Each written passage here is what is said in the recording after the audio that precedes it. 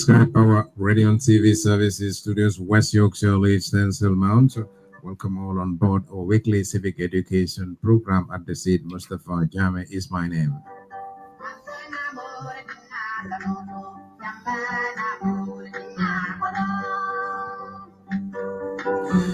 Yo, assalamu alaikum. Bading uluk ngal kontong mobe dawda anibe watu to kabaran Sky Power Radio and TV Services kal kontong kal bismillah na program min kaso jang lokungolo kunni temben the civic education program. Nal badi malo Mustafa Jame min besiring program o kunni temben.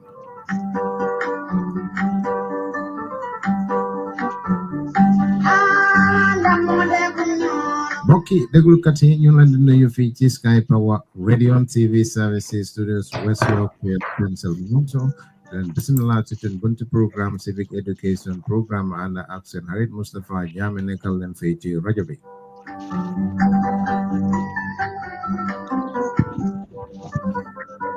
Right, as we usually do it weekly program, civic education program, our topic title today is understanding gender-based violence in the Gambia. So this is something that is happening, and we've got panelists here. I'm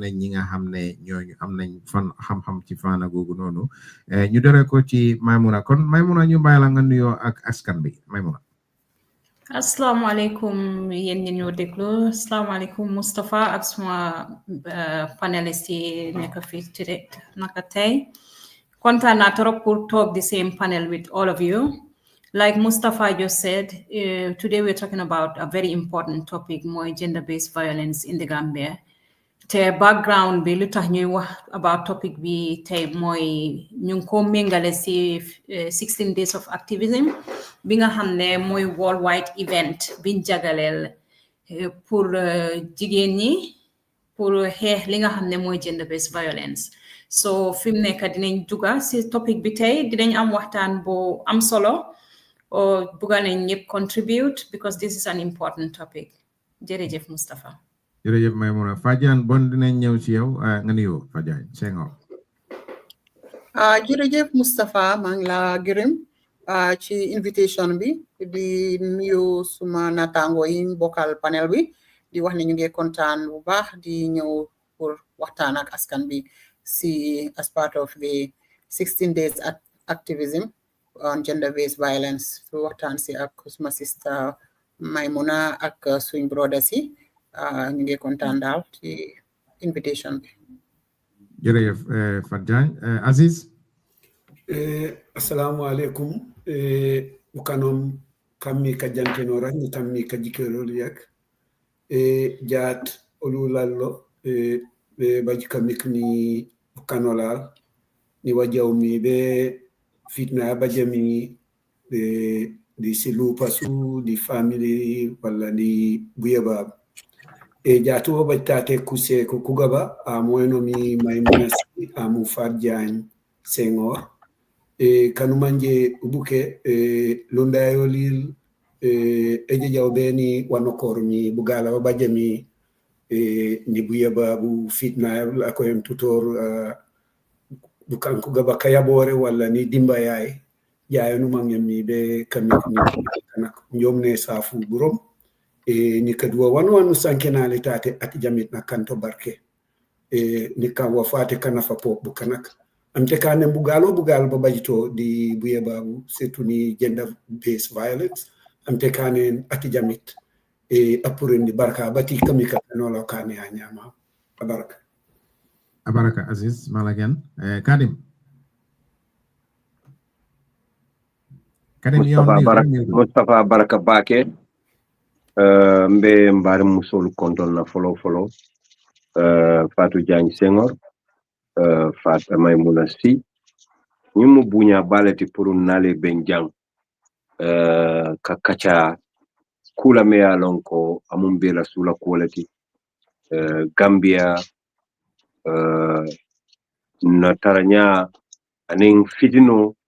menkala musolu kang menkala cholu kang menkala tungkutinde ngolu kang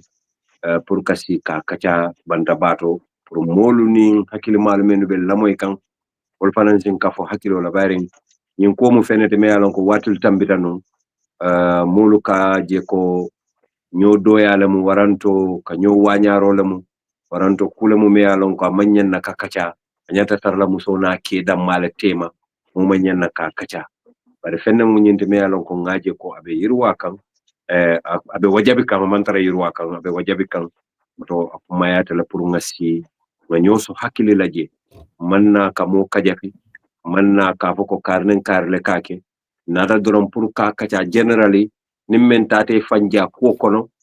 salon ko wel karambunda lamu e fanansi londo soto je iba ko tamandira nyamen pour ka bula e kana ta jusola fanan yata lamoy hakkilola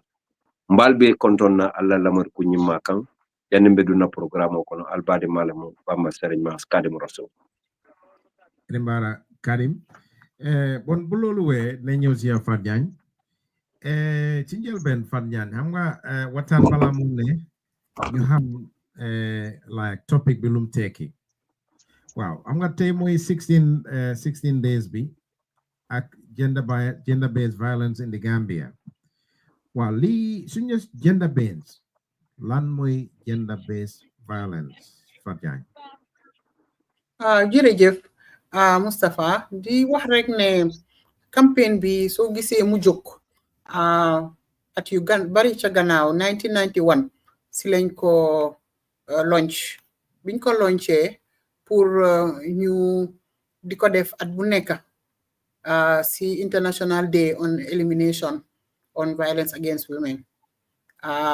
dañ ko dee starté 25th xam nga mooy bés boobu noonu ñu ko dee indee si Human Rights Days xam nga Human Rights Day ñëpp xam nañ lan la mooy 10th of December mooy bés bi nga xamante ne Universal Declaration of Human Rights in 48 si lañ ko adoptoon so dafa symbolical li tax mu nekk lu am solo mooy ne ñaari bés yooyu noonu mooy bés bi nga xamante ne mooy màggal kii sarta yi nga xam ne moom lañ tëddal pour affaire yi violence against women mooy 25th of December si lañ koy màggal ak sarta bu mag bi nga xam ne mooy ndey sarta human rights boobu di 10th of December so loolu lu moo wane mooy ne diggante 16 days yooyu noonu action si ñu see jël pour ñu fesal affaire yi violence against women fesal ko si wool bi yëpp ba pare ñëpp jógandoor ekateendoo dóorandoor pour nga xam ne àdduna bi yëpp dañ ko màggalandoo not only pour ñu wane ne lii mu ngi fee xew because statistics yi nga gis ñu put ko into perspective wane statistics yi wane façon yi mitital yi nga xam ne ñu ngi ko mitital jigéen waaye dama bëgg a wax rek ne suñu mitital mooy di violence ñu bari dañ dee gis rek affaire yi physical bi waaye loolu yéen ay mu dee mujjee parce que fi am na liñ dee wax ne loo gis rek luy raam sa ñak bala jëm am na yu bari yu dee xew balaa yéen ay loolu dee xew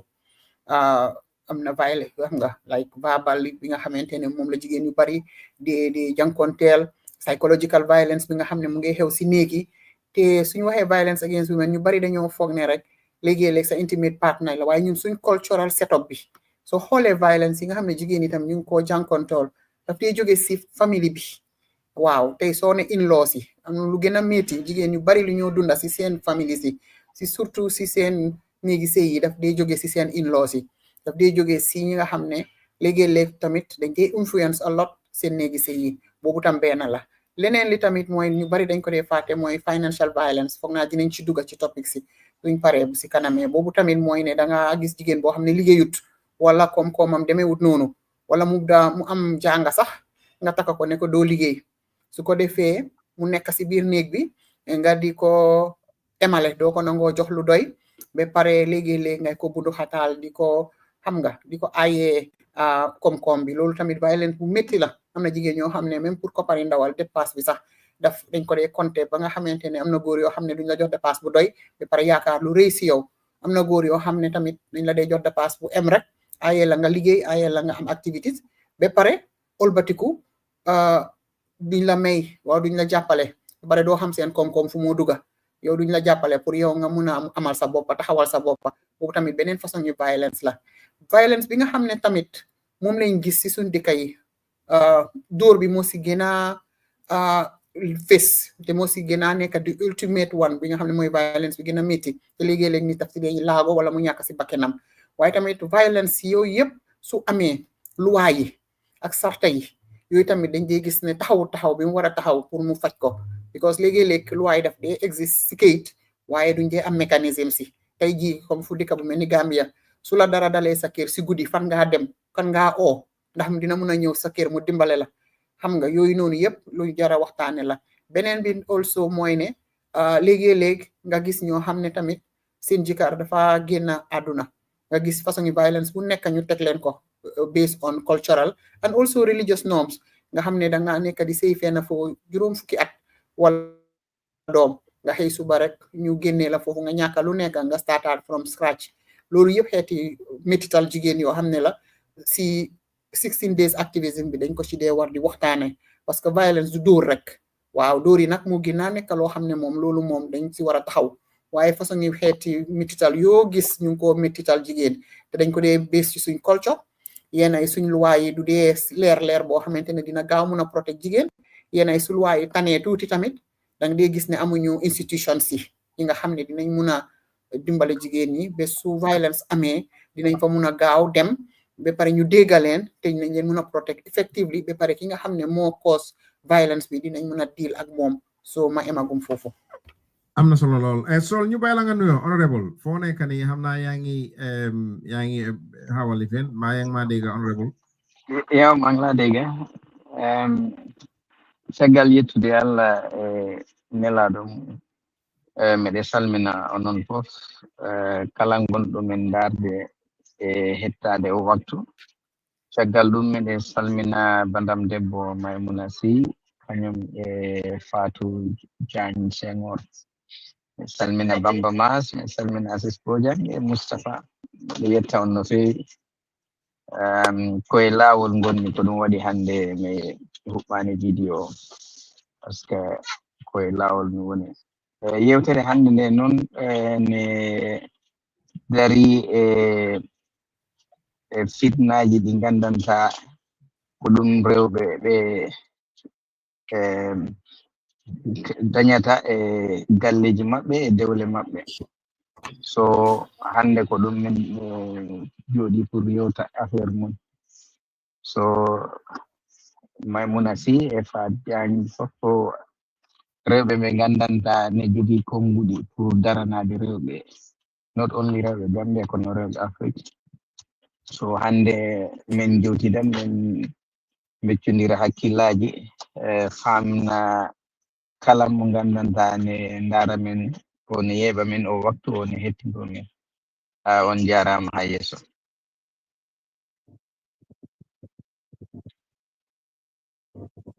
a jarama sol Maimouna comme ni ko Fatou Diagne waxee lii doon na loo xam ne commemoration la loo xam ne is happening for like these 16 days waaye yow gender based violence ci Gambian context bi ak sa understanding bi lan nga ñu la what are your thoughts yaa ngi mute Maimouna yaa ngi mute sorry comme ni ko Fatou Diagne waxee rek gender based violence suñ ko waxee within the Gambian context foog naa ñun Gambia dañ am culture boo xam ne soo waxee violence against jigéen rek liñ dee njëkk a gis mooy dóor soo demee sax wax ne suma jëkkër lii la ma def liñ la dee njëkk a laaj mooy ne waaye dóoru la defut lii balaa ñoo wax ne violence la rek dafa fekk ne borom dóor la foog naa Fatou explain na fi different forms of violence yoo xam ne jigéeni Gambia jigéen as general worldwide loolu lañ dee dem through so li ma ci bëgg a yokka mooy about all harmful practices su ñoo wax gender based violence nekkul ne partner violence is one part of it a big huge problem boobu xam nañ ne partner violence mooy suñ main problem su ñëwee to the Gambian context waaye am nañ tamit yeneen harmful traditional practices yu mel ni female genital mutilation am nañ sexual assault nga am manipulation human trafficking there are different aspects of gender-based violence yoo xam ne yooyu lañ war a unpack am understanding of lii nii lana war a tax mu nekk métti jigéen because métti jigéen dafa bari façon Fatou explain na fi yëppi dépasse bi ne jigéeni Gambia doo am dépasse bu doy that is the economic part of it very obvious boo xam ne ñu ngi ko gis suñ culture si all the time ñun ñëpp grow nañ up with suñ yaay yi soo waxee dañ laa wax ne jigéeni Gambia métti na waaye liñ dee gis rek mooy ne jigéeni Gambia lifin nañ dëgër boo xam ne mun nañoo taxawal seen boppa loolu mun nañ ko waaye li ñoo feel pour understand society bi mooy all those things suñ struggle yooyu ñu dee def yëpp it has some psychological effects yoo xam ne moom laa def si nit ki moom laa def si family bi moom laa def si jigéen si boppam jigéen yaramam ak xelam yooyu yëpp daf ko dee affect waaye ñun yooyu duñ ko dee teel a gis duñ dee teel a gis suñ xel yi mel ni mental health yi jigéen lan la si violence def because even sexual assault bi nga xam ne ñu ngi koo tuutil dañ ko dee tuutil si suñ society bi waaw lii rek la ko def daf ko def nii because amuñ sax culture pour jigéen yi ñëw openly pour wax about loo xam ne lii su la dalee nga génn pour wax ko because of suñ sutura yi yeenay lifin la naka gàcce la si family bi doo génn wax ko and all those things yoo xam ne yi create spaces yooyu pour jigéen pour nga mun a génn wax about these things openly Fatou mention na fi shelters mun naa wax ne shelters foo xam ne fan la jigéen war a dem pour ut ndimbal su fekkee ne lii jot na la fan ngaa dem pour ut ndimbal soo fiilee ne yow you've been exposed to gender-based violence you've undergone gender-based violence fan ngaa dem pour kan nga óolu amul fenn foo xam ne di nga mun a wax ne ok guddi na fii number bi su ma ko koolee dina am help bi ma need even though Fatou dina si ñëwaat moom mi nekk Gambia on the ground foog naa there are some services why there are very limited services yoo xam ne we can do better as a nation as a community pour mun a dimbale mun a def services yi ñu available ba pare am na suñ luwaas si tamit setut luwaas yaa ngi fa waaye luwaa yi setut set boo xam ne diñ ci mun a sukkandiku ba pare su luwaa yi setee sax the economy xaalis bi pour nga mun a duga pour nga mun a even dem si yoon pour ñu prosecute anyone koo xam ne moo def gender-based violence burden bi daf dee nekk moo si jigéen bi because gis naa Gambia cases yoo xam ne rape cases yoo xam ne yow victime bi yow lañ expect ne yow yaa war a DNA pour ñu jël ko yow yaa ko war a fay yow jigéen bi pour ñu jël that DNA loo xam ne lii service la boo xam ne sa human right la pour ñu mun a establish ne ndax kii dañ ko rape or not so those pour génnee evidence yooyu noonu yëpp duñ ko dee am loolu yëpp daf dee nekk problème boo xam ne problème yi jigéen yi la am xale yu ndaw yi nga xam ne dañ leen di rape dangaa ñëw ñu ne nañ ko wax si society bi nañ ko wax si community bi pour family bi nañ ko xam nga rek nañ ko negotiate violence against jigéen nekkul dara loo xam ne dañ ko negotiate human rights violation not only jigéen waaye human rights violation nekkut loo xam ne it's negotiable so foog naa foofu laay emangum pour wax ba si kanam Mustapha am na solo lool ci biir waxtaan bi man lu ma ci jàng mooy cultural setup bi traditional setup bi ak maslaha bi loolu dafa mel ni is taking over or overtaken. Aziz, yow góor nga, you are a man like myself. What are your thoughts to xalaat si gender-based violence bi Aziz? Mr. Boja.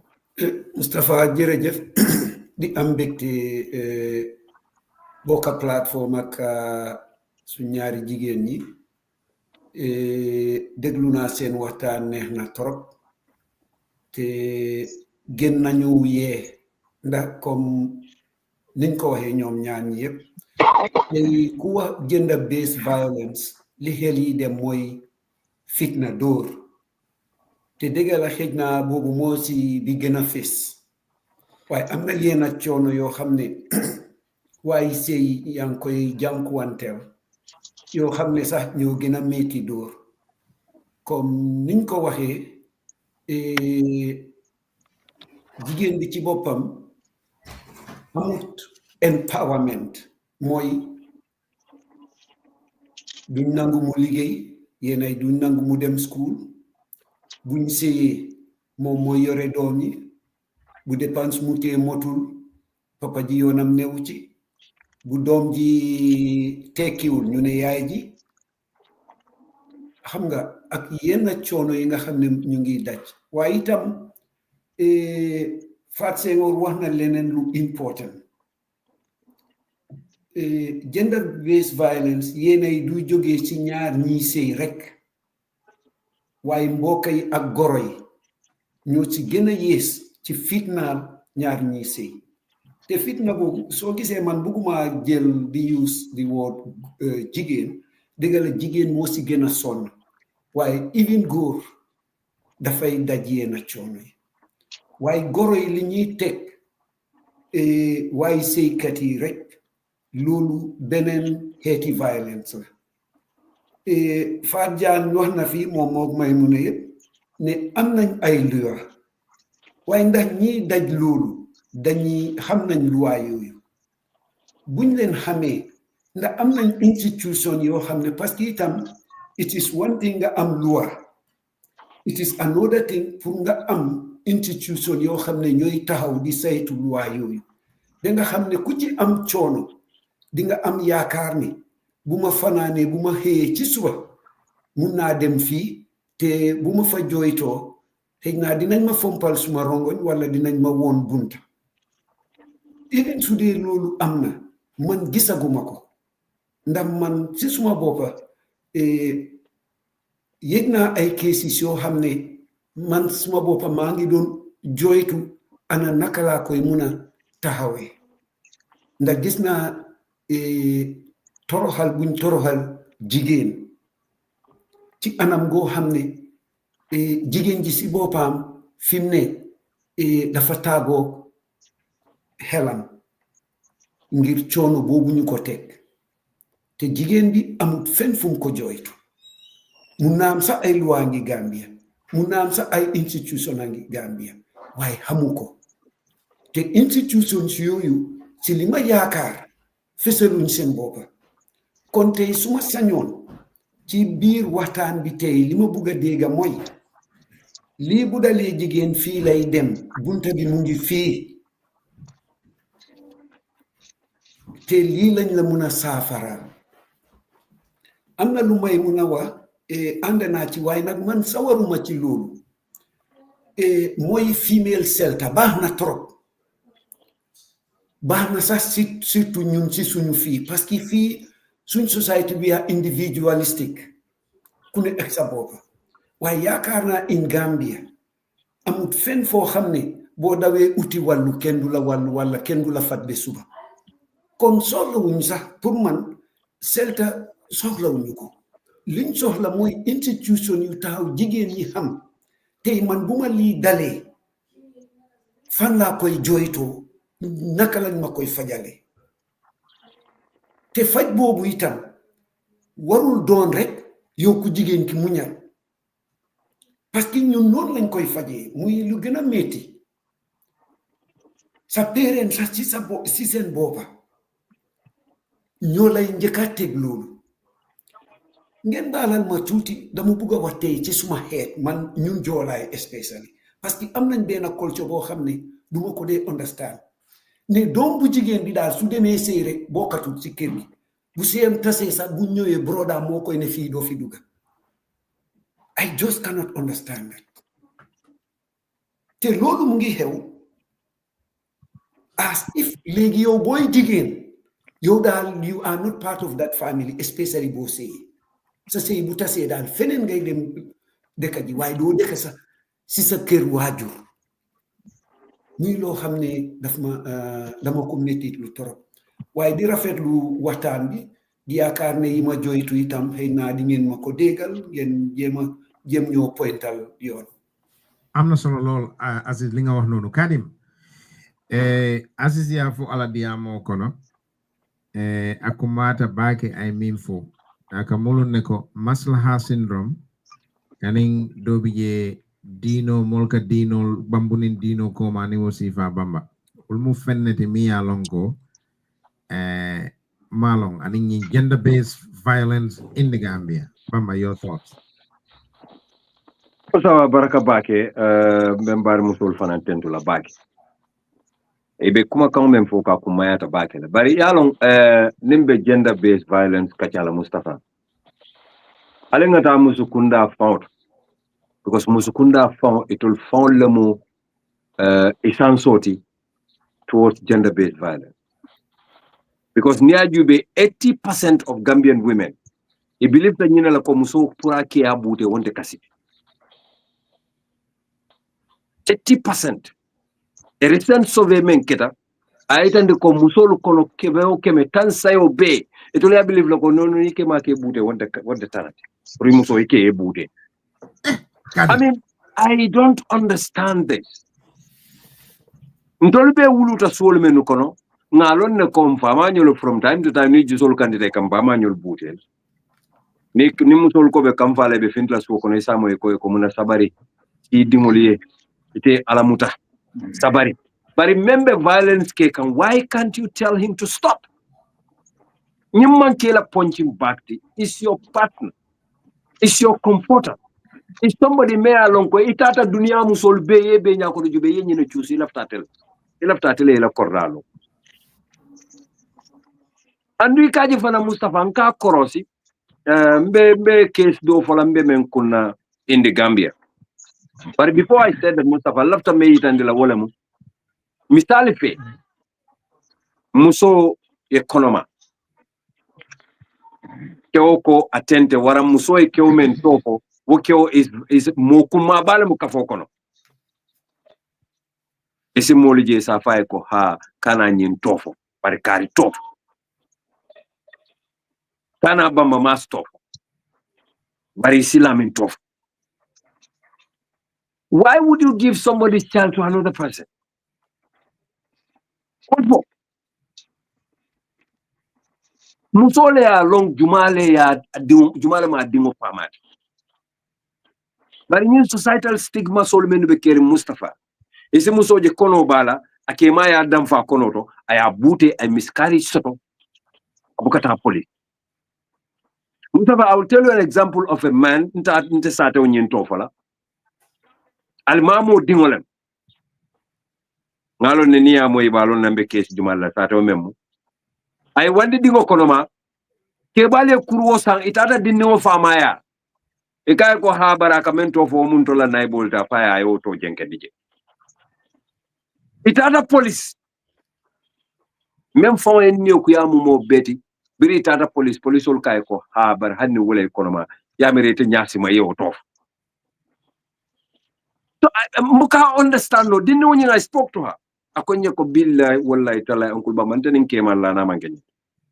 Akonye wato do be birim ba ma tata kombo aka kodo dinna aka fonye ko ninga ko kita fenketi mbe futula. I called the man nte fawla ke onyin ko akonye jumale na no badila nkai hani wanyini kaw ngai wallahi billahi tallahi ngalokum fula la dila lokum fula yeta nyim musola family ni esi ale nyin discuss ni wonte I will come on social media and expose you ngai na baita jarabe buloku jome nan tele ngami kibalo nan tele kulubala ten tele ko jatete annon ni adiate katu mo membe bulo onko membe kampuro hanni kampuro be bulo mbungal kay korto ko kandema korto ka jenkenten sa ko niyeti limbal yake kay ko hanni malla fi musola yid men ko yid dingo men men ka kono wo muy talti do foda ako nye fodi nula foy kon tele nga kono baba kay ha tula fanya kanin kenan me lana man ketara kanu ay kal alqur'ano koy fanansi kal no alqur'ano koy nana maki Mustafa ay musonyim bama birabo no kombo ayen kumandi hani bi akaduwa nyel ako nyenke ma fon ko ninga nyim ko nyim findinde banda be mbulalale I nearly cried. Didi muso your own daughter ika bay kon dani almamo temo jabe ni yenyum ko mo findinde banda be findilan na kono Mustafa même be kala musolu kan tew be kachano la nyim programme. Trust me. Because musolu it will follow. It follow. It follow ka isanso bon kan. Bari ni muso be kambenta muso be keta kankelenti nga kacha nga musolu makoy. Because obviously if nga yalo no ko ni ila muso bula. Ila muso ya bula. I expect ko abe korda ko ne dingo bitaje le dingo buka batuje. Ni tamu kewti wo expect. Jama fa be je ni manuel fa buka la fi ni muso dingol la. Kewul ke nyaka si fa dingol la le ye fili wandi mol bul woli ye balundi. Yameran dollar jana ta fa kew fa yameran do bitaje jana fa. Because al-Quran ko ku anfusakum wa alaykum nar alayha quduha an-nas wal hijar ifan tanka ani maramol andite so fen finde dunia kono itele tamot Mustafa musola problem on tabe banol bar musol fana niko nyina e de tu e fonyo sero la niko nyina e fonyo preparo afane de tu fana sero tala musol fana fon itu de fon kafo yaw bul gena was bi li defa isi gache kana nyin kuma ci fal ba malole na tan ton la family kono nyin kol bula je nyina nyin kol nate kate ma atebe kono ma ro bayko abula bayko ak yalla abula ning ala. Where is God in this? You people are doing Satan. Albala batara yal ke kalbe Satan o ke kale dingo wo venke ka fo bay ko ke yalla which yalla. Wa ko ne bay ko Satan. Because what you were doing was Satan. Not it has nothing to do with God. God was never there when you people were doing this stuff. And when your man was fooling the girl, giving her money, there was no God. You never thought of God. You never thought of anything. Because near Alamiraje, you would have been scared. To be sinner. Ana madingo ala mira watu aso nomo kata saya leka was yalo ne ko ala le be fal ameta nyawo nyang ibe bola ñun dunia kono bari ku jamal be kering Edward Francis Small Teaching Hospital rather ye sove kenu musolu menu kana antenatal out of 161 women musu keme musu taworo anen killing 136 of them were once beaten while pregnant by their husband. Out of 161, 136 were beaten. In fact, some of them, when they were questioned, they said they don't want anybody to know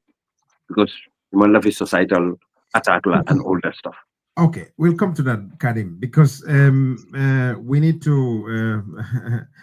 finish the round. Honorable, let's come to you quickly. And then you tam mañu sa halat, and then we make it interactive then. Saul, Honorable Saul. Waxtaan bi neex na trop because ñi fi jot a wax yëpp wax nañ li am solo li am maana waaye man bugga na gestu fànn yoo xam ne moo gën a waral gender based violence bi si suñu biir waxtaan nañ ci waaye dinaa ci dellu wax aada bi benn la boo xam ne daf dee digëral loolu diine bi moom it bokk na ci ñàkka bi bokk na ci ak ñàkka xam mooy si ñàkka jànga o ñàkka faham o exposure yooyu yëpp bokk nañ ci si wàllum aada gi ñun dañu dee yare ne especially jigéen bi yow jigéen bi dafa war a sëy te jigéen bi su sëyee dafa war a jaamu jëkkëram te bu demee sëy moom once maye nañ ko rek comme ni ko Assis waxoon bokkatut ci famille bi léegi moom ci famille jëkkëram la bokka ak lim fa mun a jot rek ak li ko fa mun a fekka dafa war a toog mu muñ so ñenn ñi dañ dee muñ ba ñàkk seen bakken waaye da nga gis ne dañ dee wax ne jigéen bi soo muñut sa doom yi duñ baax waaye am na yenn toroxaange yoo xam ne boo ci toogee nga yàggati boo ci amee doom su la yàlla dimbalewut doom yooyu duñ baax duñ musa barke duñ tekki parce que da nga dugga ci coono boo xam ne da nga muñ coono boo xam ne doom yi duñ ci mën a am duñ fa mën a baax parce que jëkkër gi joxul la sa cër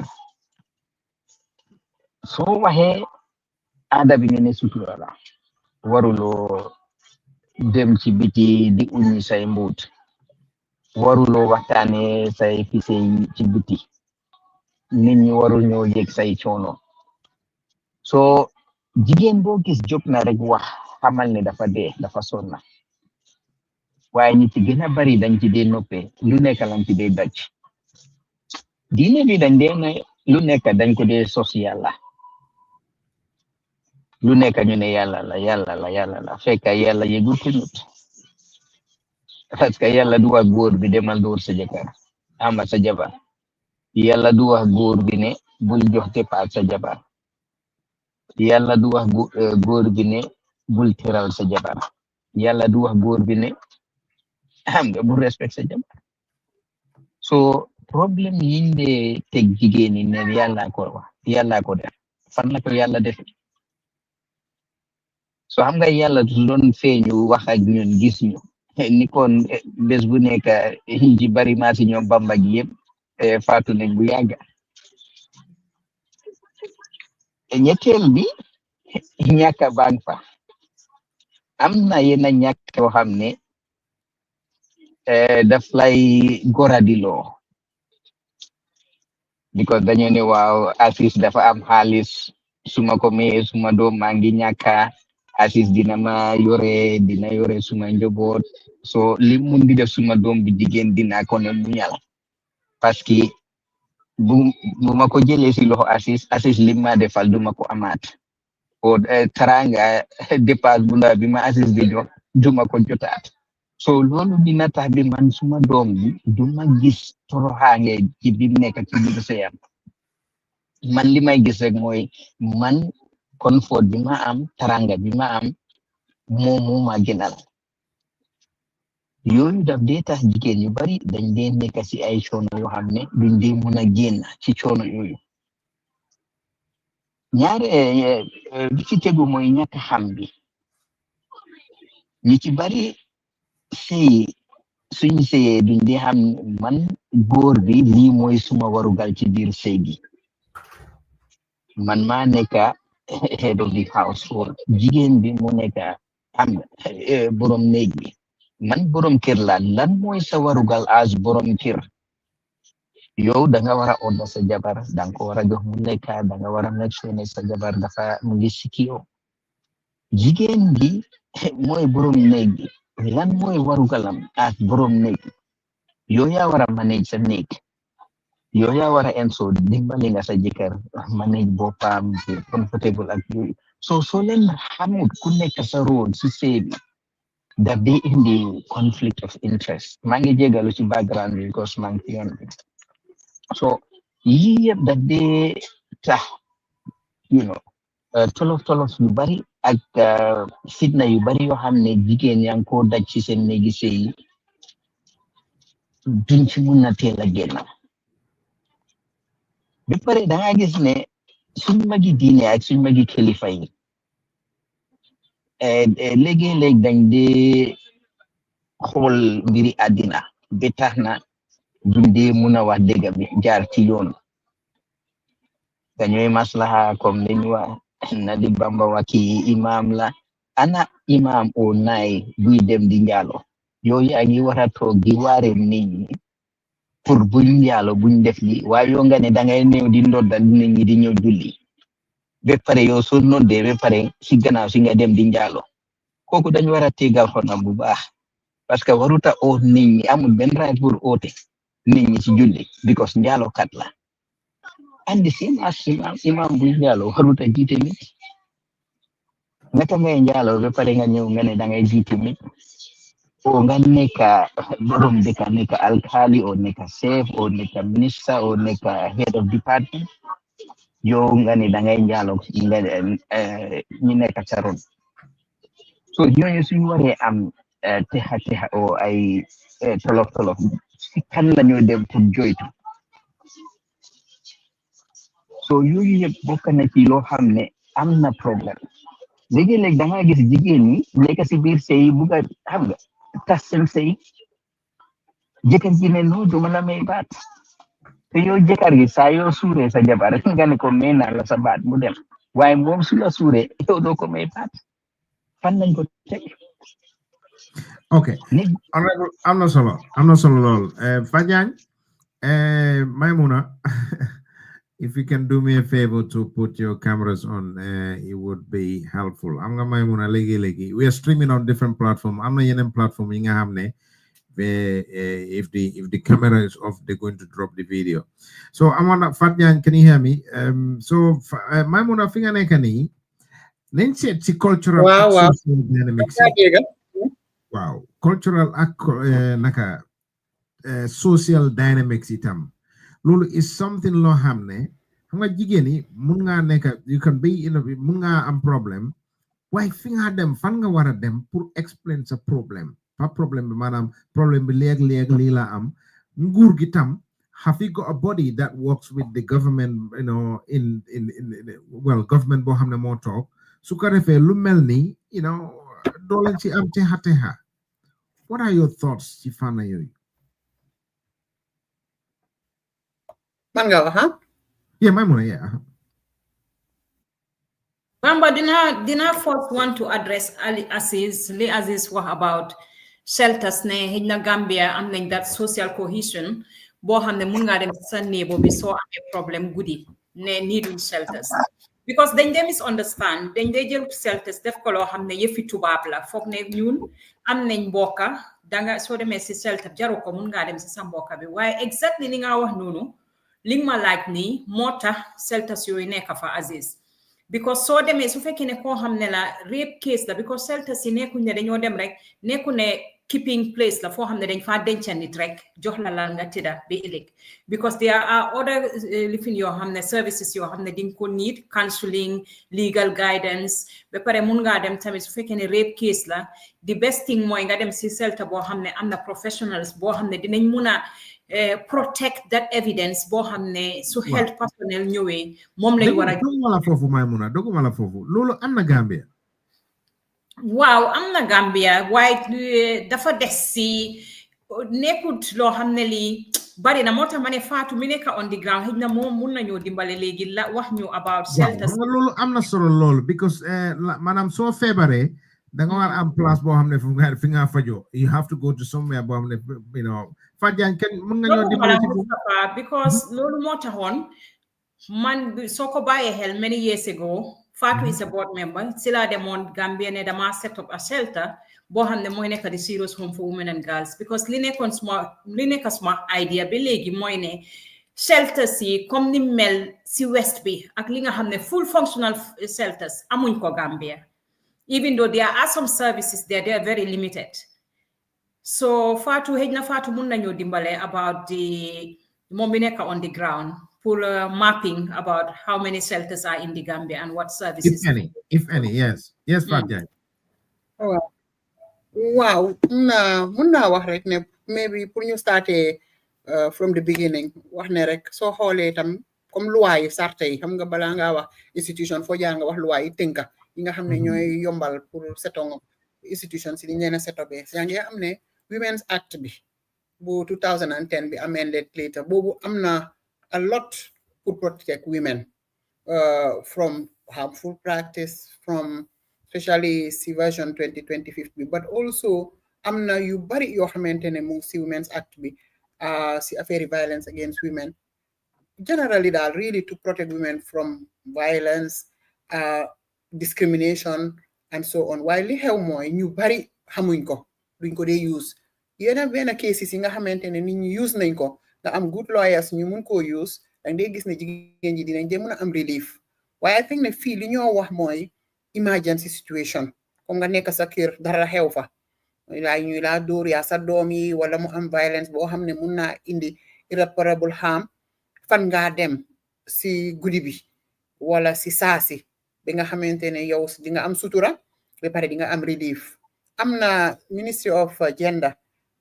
and social welfare ñoom am nañ benn hotline foog naa tam am na yeneen organisations civil society organisations yu am initiatives wante I think ne ñu ngi try waaye soo xoolee number of cases reported ak number of cases resolved I think is very very very limited compared to li dee xew doguma la foofu si police bi tam am na focal point waaye li dee xew mooy soo xoolee dëkk bi yëpp ni bindoo mun nañoo wax ne because of social and cultural practices da ngaa gis ne jigéen ñu bari duñ dee ñemeña dem report léegi-léeg sax li dee xew mooy ba ngaa dem report wala ngaa pare li nga report yow ki nga report yëg na li xew léegi-léeg dina la gën a mun a punish ba pare tamit buñ fàtte ne dëkk bi tamit dafa nekk nu moo doxee mooy discrimination and then the unconscious bias mooy ne góor yi tamit mun nañoo use seen powers pour ñu influence a lot of processes te gis nañ ko fi so moo tax fu ñu jaar ñu sensitize jigéen ñi pour ñu gën a xam seen rights sensitize also judicial authorities yi but also police security officers yi because ñoom ñoo dee war a intervene in force because soo dawee dem si shelter yi foo jaar after ñu dem report la parce que doo daw dem si shelter rek in case of violence comme lu ko may mën a waxee rape fu ñu jaar ñu protect evidence bi fu ñu jaar nga am ay professionals yoo xam ne ñoo la wóor comme lu dem nee ni ki ay psychologue ay legal so ñu ngi am tam organisations yu baax fii nii comme ay flag am na yeneen organisations yoo xam ne ñu ngi try wante problème bi fi nekk mooy first of all nit ñi duñ dee ñemeñ pour génn wax seen problème benn bi try dañ dee gis ne yeneen dañoo dem ba si digga bi duñ am solution so daf dee ditaa ñeneen ñi pour ñu continuer so am na few cases yoo xamante ne dinañ ko dee mën a resolve nga dem si shelter yi ñu protect la for few days yeneen then after ñu utal la some solutions waaye daal liñ gis overall support bi des na lu bare mu ngi ñëw nag ndanka nit ñaa ngi gën a eewu xam ne jigéen ñi dañu war a protect jigéen ñaa ngi understand ne am nañ right pour génn si seen néegi dem uti fenn pour ñu protect seen bopp ak seen xale yi su ko jaree institutions itam ñu ngi understand ne ñoom dañu war a step up wante li ma feel mooy ne social and cultural barriers yi dafa tax ba nga xam ne noppal bi dafa bari soo demee si police des na efficiency bi des na torop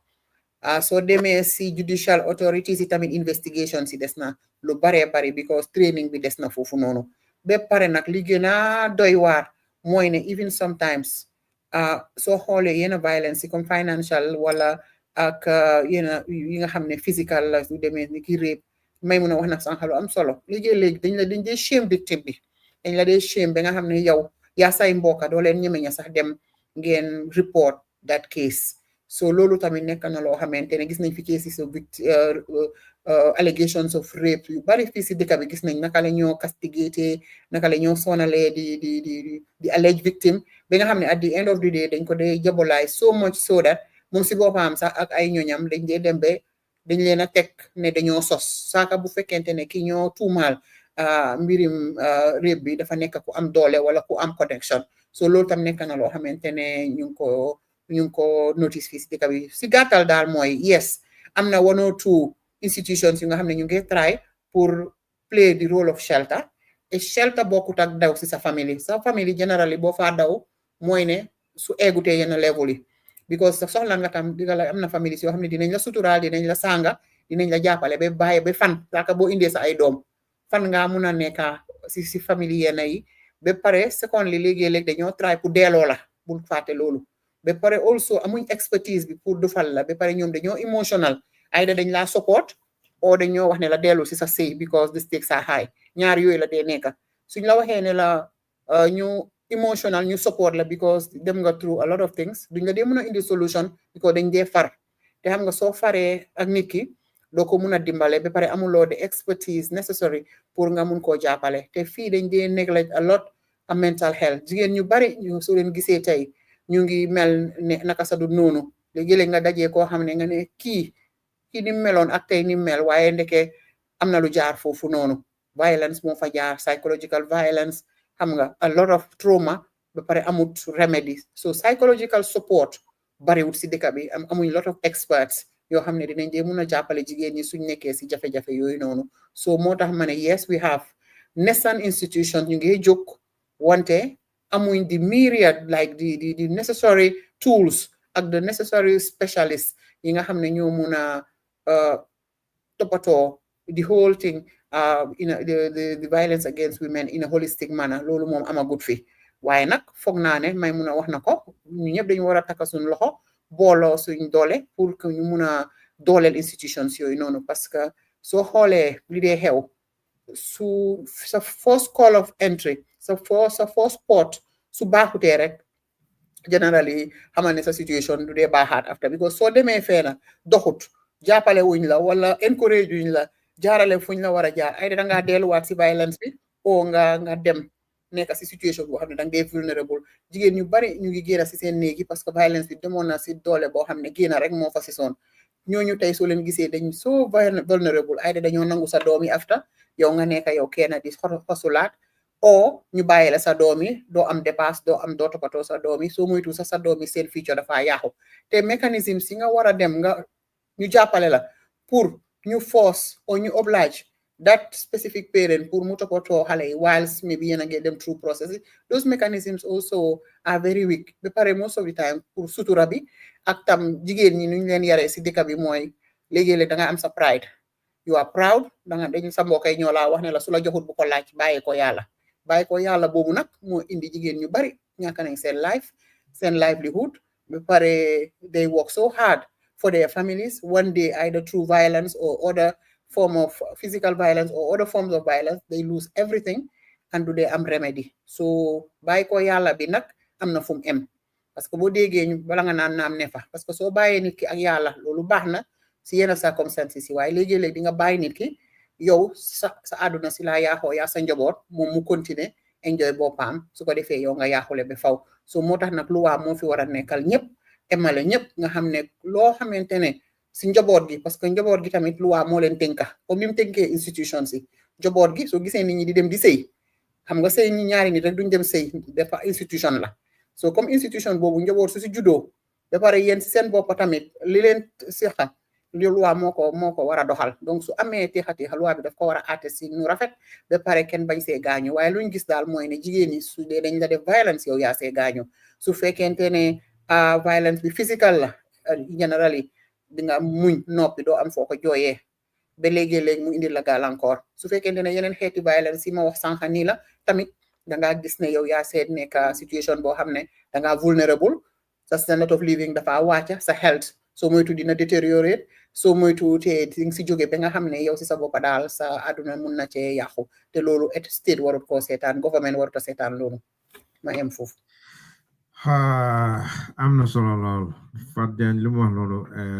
suma yaram daw na torop I don't know Kadim yaa ngi ekkati sa loxo Maymuna Sama yeah Mustapha sister Fatou Jagne la kumo moy le nga Maymuna fanan na kumo moy yo bari mbele nga long mo jama men karanta mbele nga long ko wife beating is a criminal offense in the Gambia. Wife beating is a criminal offense among na loi man songal bari jama ni tata police ika foine that is a domestic problem. Go and sort it out among the family.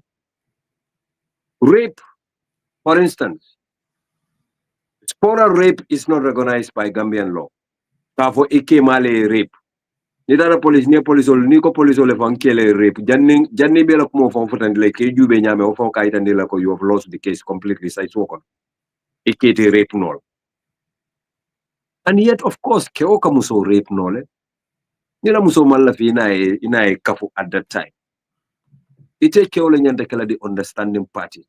But in most cases, keole ko understand. They force you. Anu neko be findla fana mulka folok nying.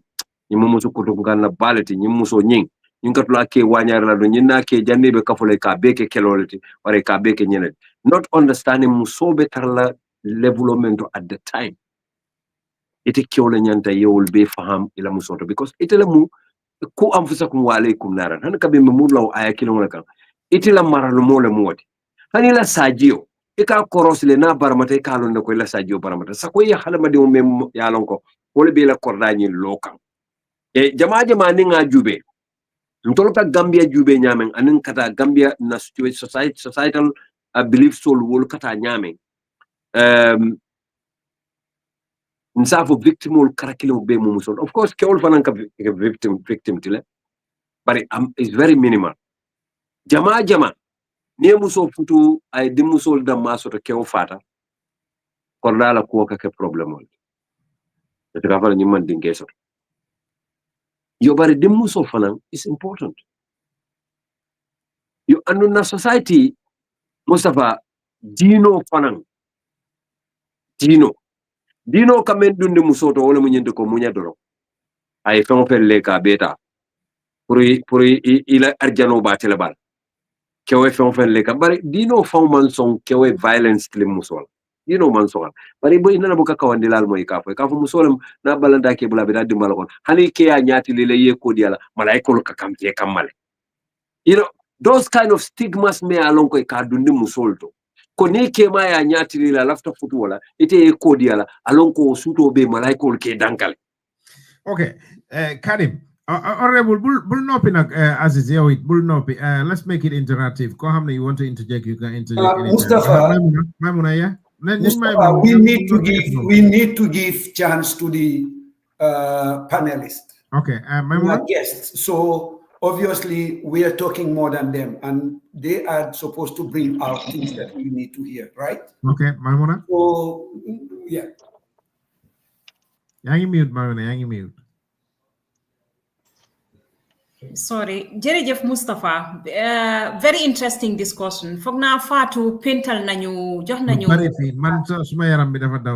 Wow, of Makala things deme Gambia. Why Hamga Mustafa, there are so many things. Come the bin start as is wahone. Na jigen niwa. Because mun go ni mun nanyo jil a backseat, jigen niwa. Bambata make na fi interesting. Mune jigen ni nyode jil essence art courses safara bini. Melni ñun ñoy the custodians of these things. Okay, fofu buga na fa la tuti because degala Gambian jigen ñom ñoy the custodians of our culture. Lolu degala. Waye be legi tamit suñu wax violence fokk na war nañ ko dissect in another way because ñun li tax ñuy de wax ne jigen ñi ñoo the custodians. We live in a very patriarchal society. That is just law xamne mom lañ wara accept. Te ni moy ne lo gis rek góor ñi kër gi ñoo ko dee dogal. Good, and you? So góor ñi have a lot to do with gender-based violence. Why owning up to it loolu lañ am problem because ñu ngi nekk ci society boo xam ne su la góor réebee sax there are many things yoo xam ne mun nañ ko fee wax need nañ more program. Maybe this is something loo xam ne we should be doing it every week. Buñ dee had by November, ñu ñëw 16 days of gender-based violence, remind governments and organizations and individuals ne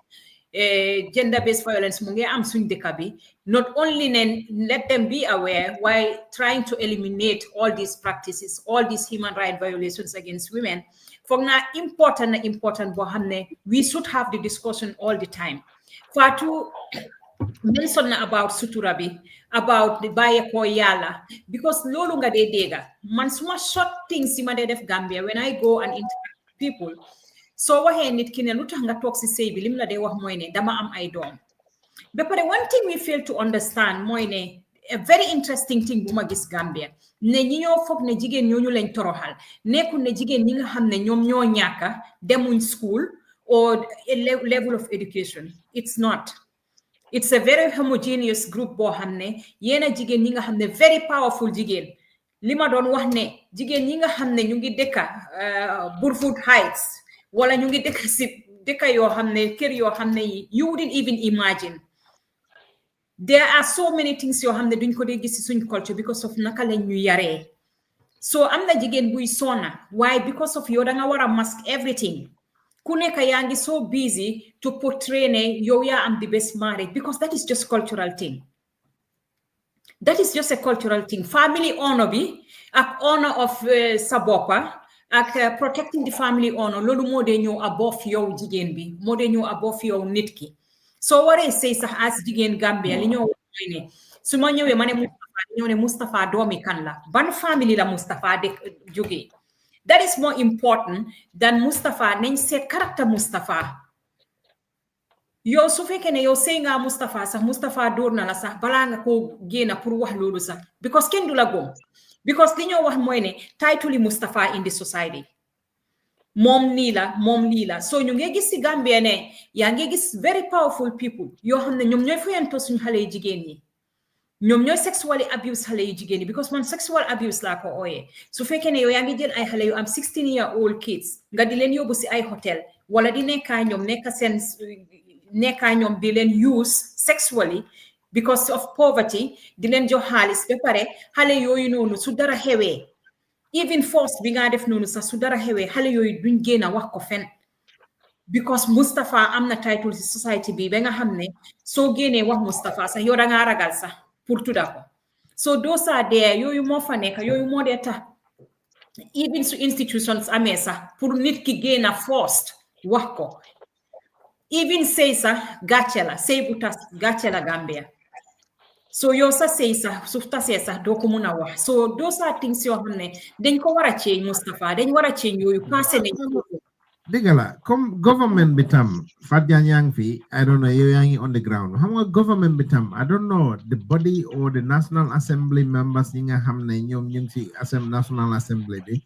Ñu because ñun fi suñ programme bi fi ñun ñoo Rent Act bi fi lañ ko discuss and then mu nekk loi legi. This guy Honorable Madi Cissé wow Rent Act bi fi lañ ko discuss and then legi loi la. te lu mel nii mun nañ ko fee discuss waxtaane ko you said fan la ñoo dem because man experience naa a family member of mine jabaram jëkkër gi dafa tas sëy bi so mu bugg a daa jigéen bi ak xale yi yëpp ma ne ko ok léegi man I will find a way to find out to establish lii mooy xam nga ci diine bi lañ dee bugg a hide behind diine bi. So ma bena ustaz maneko come and talk to us about this. And then you then to the level of Kadi Court. Banjul Kadi Court. So you know lua bi niak lilawa, dina bi lilawa. Then there's this law in the Gambia. Bohamne is almost the same as the laws here in the UK. Bohamne jigen soko sebi sutase da ngora fay hale yep you need to pay the kids their accommodation their feed lolo is in the Gambia man musma I never knew that te kadi code bitam jigen bi sude dafa nampal da nga wara fay jigen bobu you have to pay te gor yo ñu ngi jël advantage ne fasenaki mom na dem ci ses uncle ci ay demé non mo xale yi yo nga taka kenen isiko xam nga lolu don na lo xamne education civic education bi mo des motax loolu yëpp gàcce yi ak maslaha yi ba pare government bi tam ak National Assembly Fadjang I don't know how do you work with these people li am na solo loolu waaw loolu dëgg la boo gisee organisation bu mel ni FLAC mooy Female Lawyers Association ñu ngi see def jéego yu mag te am na amendments yu bari yoo xam ne am na ñoom tamit seen loxo mu ngi fa li nga wax dëgg la parce que soo gisee ne ni meloon bu yàgg ak ni mel léegi xal naa tane waaye des na lu bari li ko isi des na lu bari mooy di shaming may mun a wax na ko waaye loolu tam dama foog ne si lack of awareness rek la parce que comme li ñuy wax rek ñu bari dañ dee ragal ñu ne sa sëy tas na wala ñu ngi la doon dóor nga ay ko ragal pour dem nga report ko wala am na ñu ngi la bundu xataal yeneen façon yu bundu xataal nga ragal dem report ko because yaa ngi am nga society bi tam nu ñu yaree jigéen fii ak yi dee teg jigéen dafa diis boo xam ne always da nga am pour musu sutura di nubu waaye lu ma dee wax always mooy nubu be kañ ak sutura be kañ dëggal li nga wax ni am na solo ñu bari jigéen ñu bari xamuñu loi bi especially jurisprudence bi nga xamante ne nekk na loo xamante ne soo xoolee Europe tey wala dëkk yu bari comme si West Africa bi si sax bu yàgga jigéen soo léegi-léeg soo génnee si sëy bi almost da nga start from scratch waaye da nga gis ne loolu Europe change nañ ko yàgg na ba nga xamante ne even soo liggéeyul sax yow sa contribution dafa valuable parce que jigéen bu liggéeyut kooku moo la jàppale ba nga mun a taxaw ndax moo make sure ne kër gi taxaw na toppatoo xale yi ba make sure ne am nga pillar to fall back to ba nga mun a dem liggéey sa xel dal moo la jàppale si promotion yi make sure ne sa yëpp réglé na soo wàccee fekk lekka bu tànga bu set nga mun a lekk néeg bu set nga mun a toog so loolu yëpp jigéen bi mu ngi koo def si suñ society so léegi lan moo tax jigéen boobu noonu su dara xewee yàlla tere kenn ñaanut yàlla sëy bu tas waaye comme fi lañ ko fekka te alxuraan tamit aayalu ko luwa aayalut ko so lu tax su sëy boobu noonu jeexee jigéen boobu noonu moom kenn mu war a face because divorce moom dafa am consequence. am nga fàttaan ci anam bi ko dee defee ci anam bi mu am na solo. waaye xaaral ma àggale foofu rek mooy ne loi bi mu ngi fi waaye li dee xew mooy always jigéen bi su takku torop rek moom mooy luus léegi-léeg nag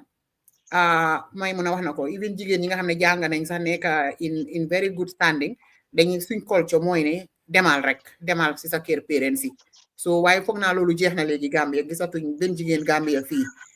dëgg la am na si surtout ñoo xamante ne xam nañ seen right pour que sa sëy jeex soo liggéeyul sax ñu xëy rek ne la dellul sa kër yaay nga nangoo dellu loolu amatut fii si lu bari jigéen ñi léegi ñu ngi use kadi court si Female Lawyers Association ñu ngi leen a xelal wante nag am na jigéen ñoo xam ne xëy na ñu ngi si yenn area yi ñoom understand guñ moo tax dañu war a yokk awareness bi ku jigéen ñi xam pour xam ne tey jii te nekkul ne góor bi moom yow liggéeyuloo moom mooy liggéey rek moom yëpp warutam moom yëpp waaye suñ society tam nu mu dee doxalee mooy ne transparency ak accountability amut dangaa xëy suba ngay liggéey sa jëkkër di liggéey ngay contribute mu xëy suba mu ne la moom yëpp fekka yow mun naa ne xëy na boo deful 50 yéenay def nga 75 boo deful 75 yéenay def nga 30 depending on situation bi ba pare sa time bi nga joxe si marriage bi so waaye yaakaar naa ne léegi yu bari mu ngi wàññeeku fii si dëkk bi parce que jigéen ñi ñu ngi gën a eewu am na organisation si leen a support ba pare ñun tam suñu façon organisation si ñu ngi taxaw di lead by example di leen wan jigéen ne da nga war a taxaw nga dem si court si bu fekkente ne mënuloo am li nga bugga si naxante nga dem si court si di dañ àtte yoon te loi boobu nga wax noonu am na fi case law boobu noonu nga xam ne dañ ko war a follow tam mu fi te am nañ yaakaar ne dinañ ko gën a faram-fàcce gën ko tasaare si dëkk bi bu jigéen ñëpp xam pour que ëllëg si biir jigéen boo xamante ne nekk nga si tolof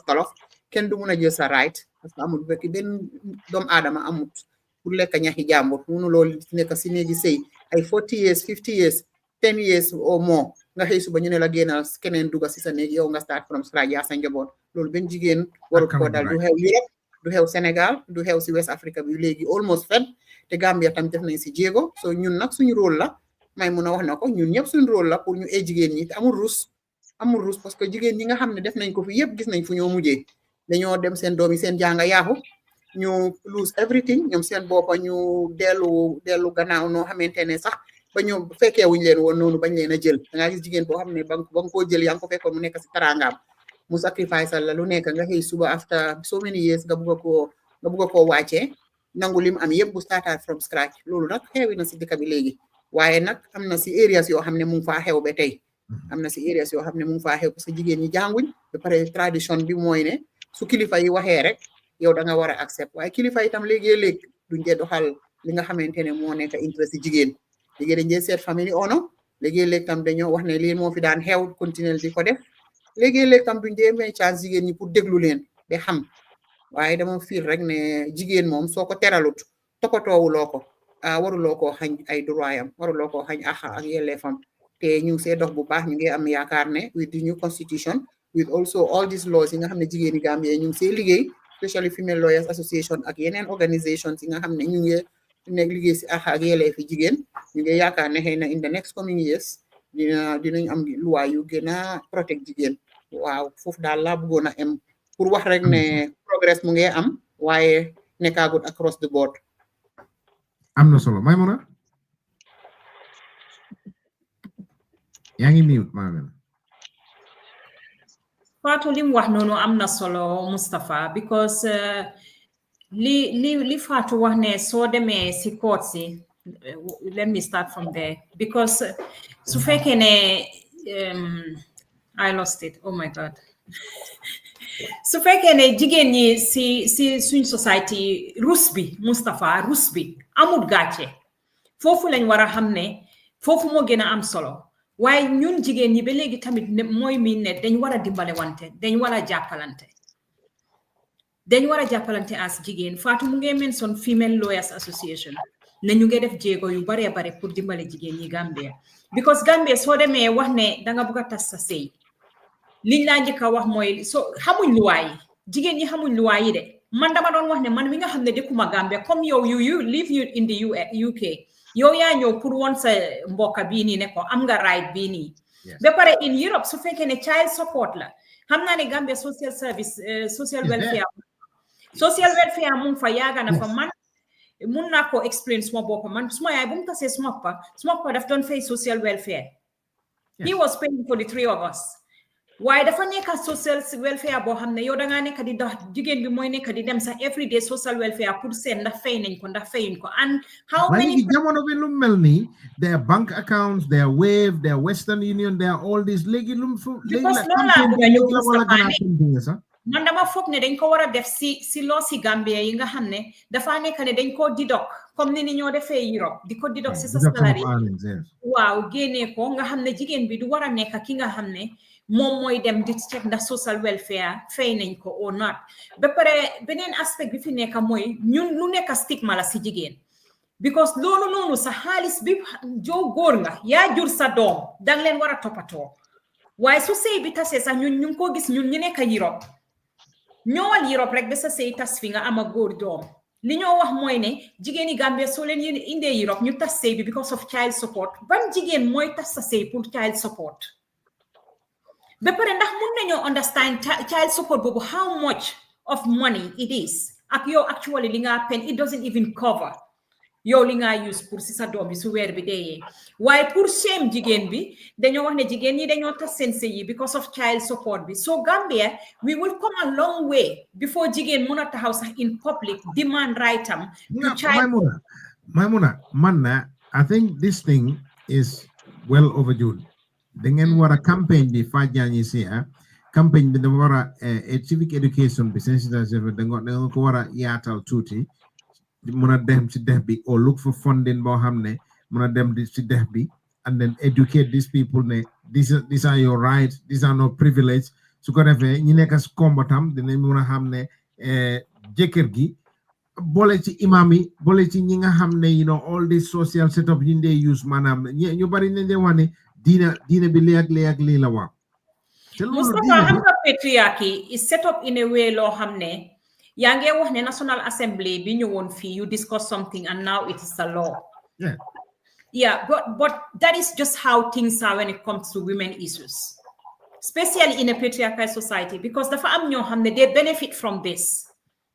and who benefits from this mooy ne not the marginalized but the one that marginalizes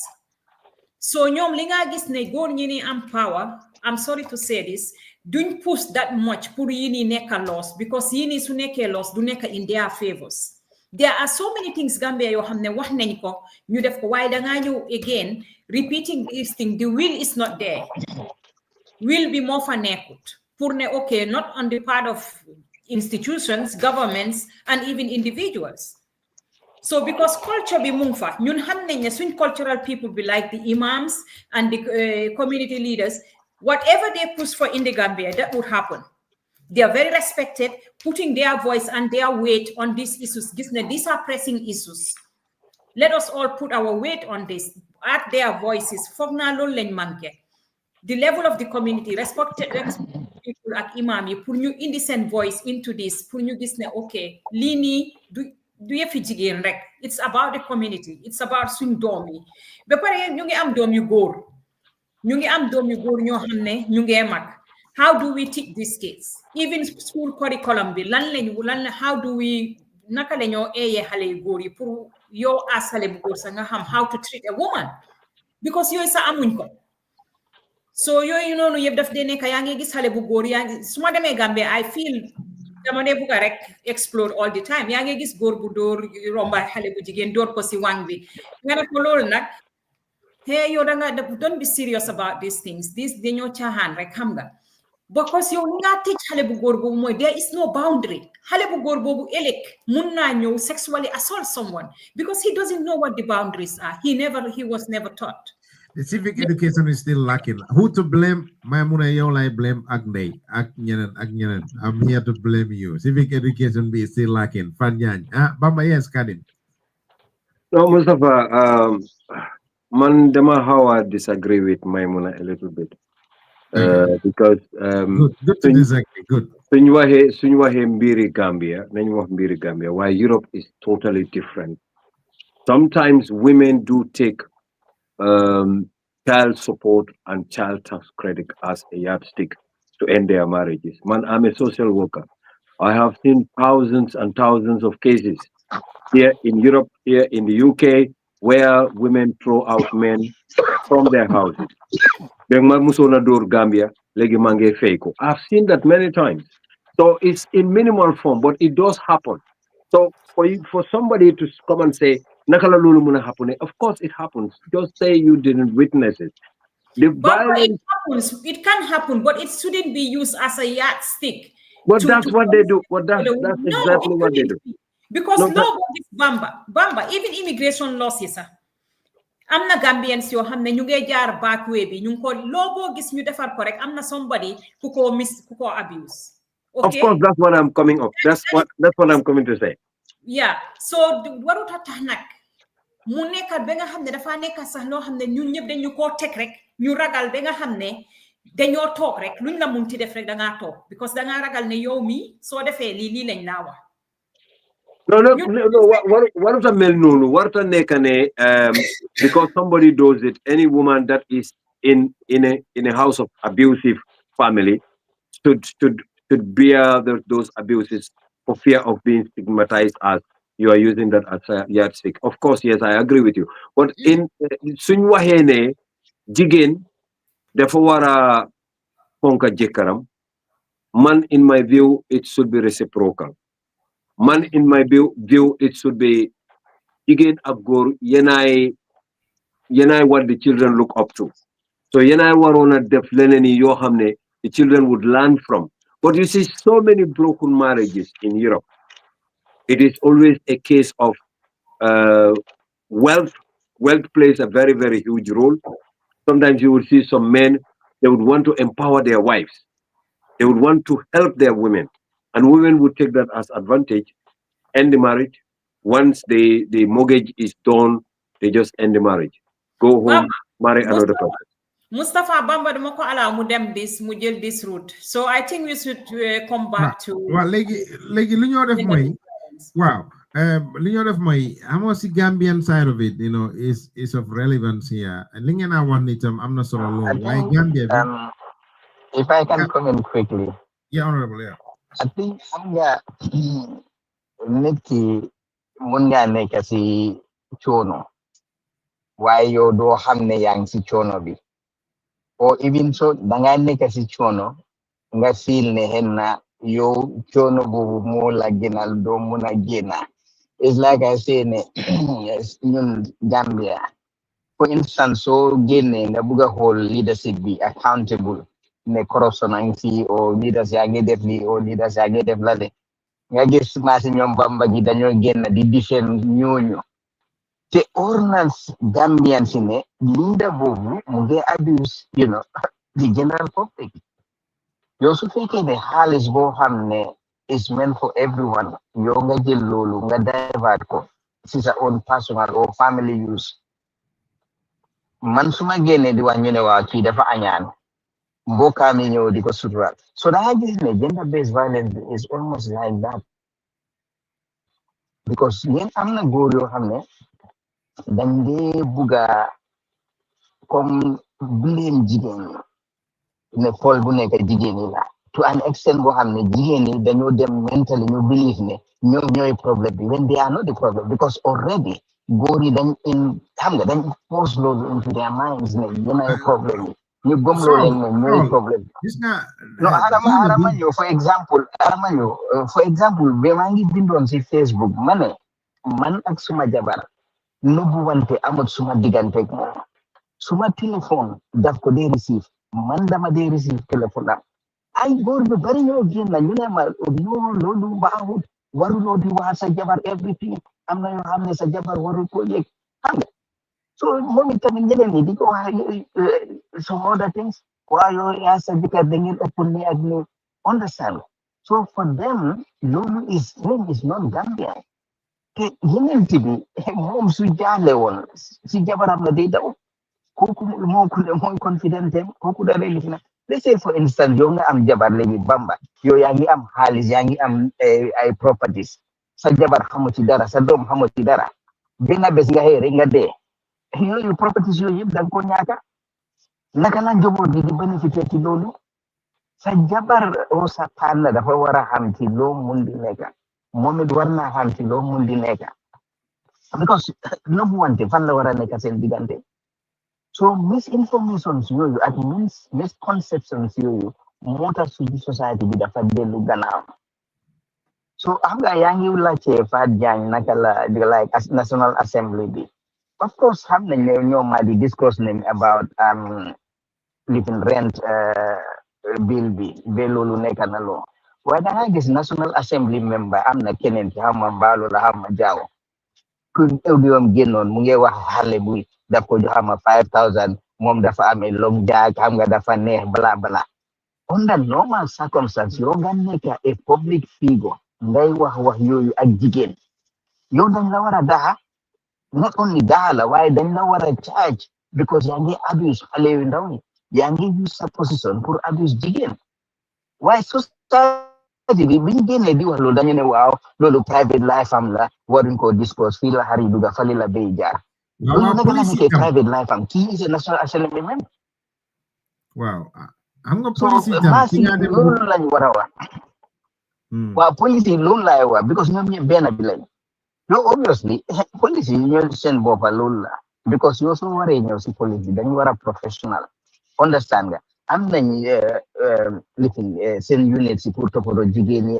waaw xam nga sol yow police yow ex police lifin nga waaye social lifin yi léegi nga dem ci police ñu ne la ne lii is a civil matter is a family matter xam nga people don't know all these differences sol léegi loolu sax dafa gën a discourage jigéen yi pour ñu mun a dem report certain issues na No, Mustafa, I disagree. I think right now we have quite a number of female lawyers in the Gambia, and we have female judges as well. We have female police. I think women needs to take a leading role in trying to stand and defend the defenseless ones. Ñoom seen liggéey la, seen warugar la pour ñu sensitize the women folks about their rights. We should not always be stuck with this stigmatization of the family problem la living la. No, waruta make a family problem because it is a criminal offense in the Gambian laws to abuse your wife or to beat your wife up. So if your wife goes to the police to report, for instance, and the police says it's a family matter, the Female Lawyers Association needs to come up and say, no, we are not going to accept the version of the police. This woman is a victim and needs to be supported by the police and needs to be supported by social welfare. Lady, ko jigen bobu dafa wara xam fu mo dem anen da lon na la abitala damen follow janni wo bakela the civic education yes Fadiane waaw lim wax noonu waaw diga la ne am nañ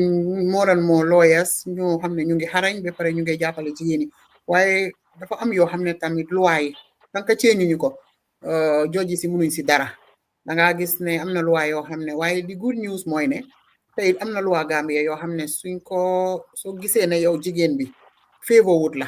te nekkul lu nga xam ne mu ngi ànd ak sa am nga tam nga dem si ECOWAS court bi ñun am nañ cases yu bari yoo xam ne ay jigéen ñu ngi jóge si yeneen dëkka ñu gis ne seen loi yi dëkka yi dafa nekk against the Maputo protocol te loolu rek mooy mun a tax dëkka mun a progress parce que tant que ñu ngi rus ñu ngi noppi di ne lii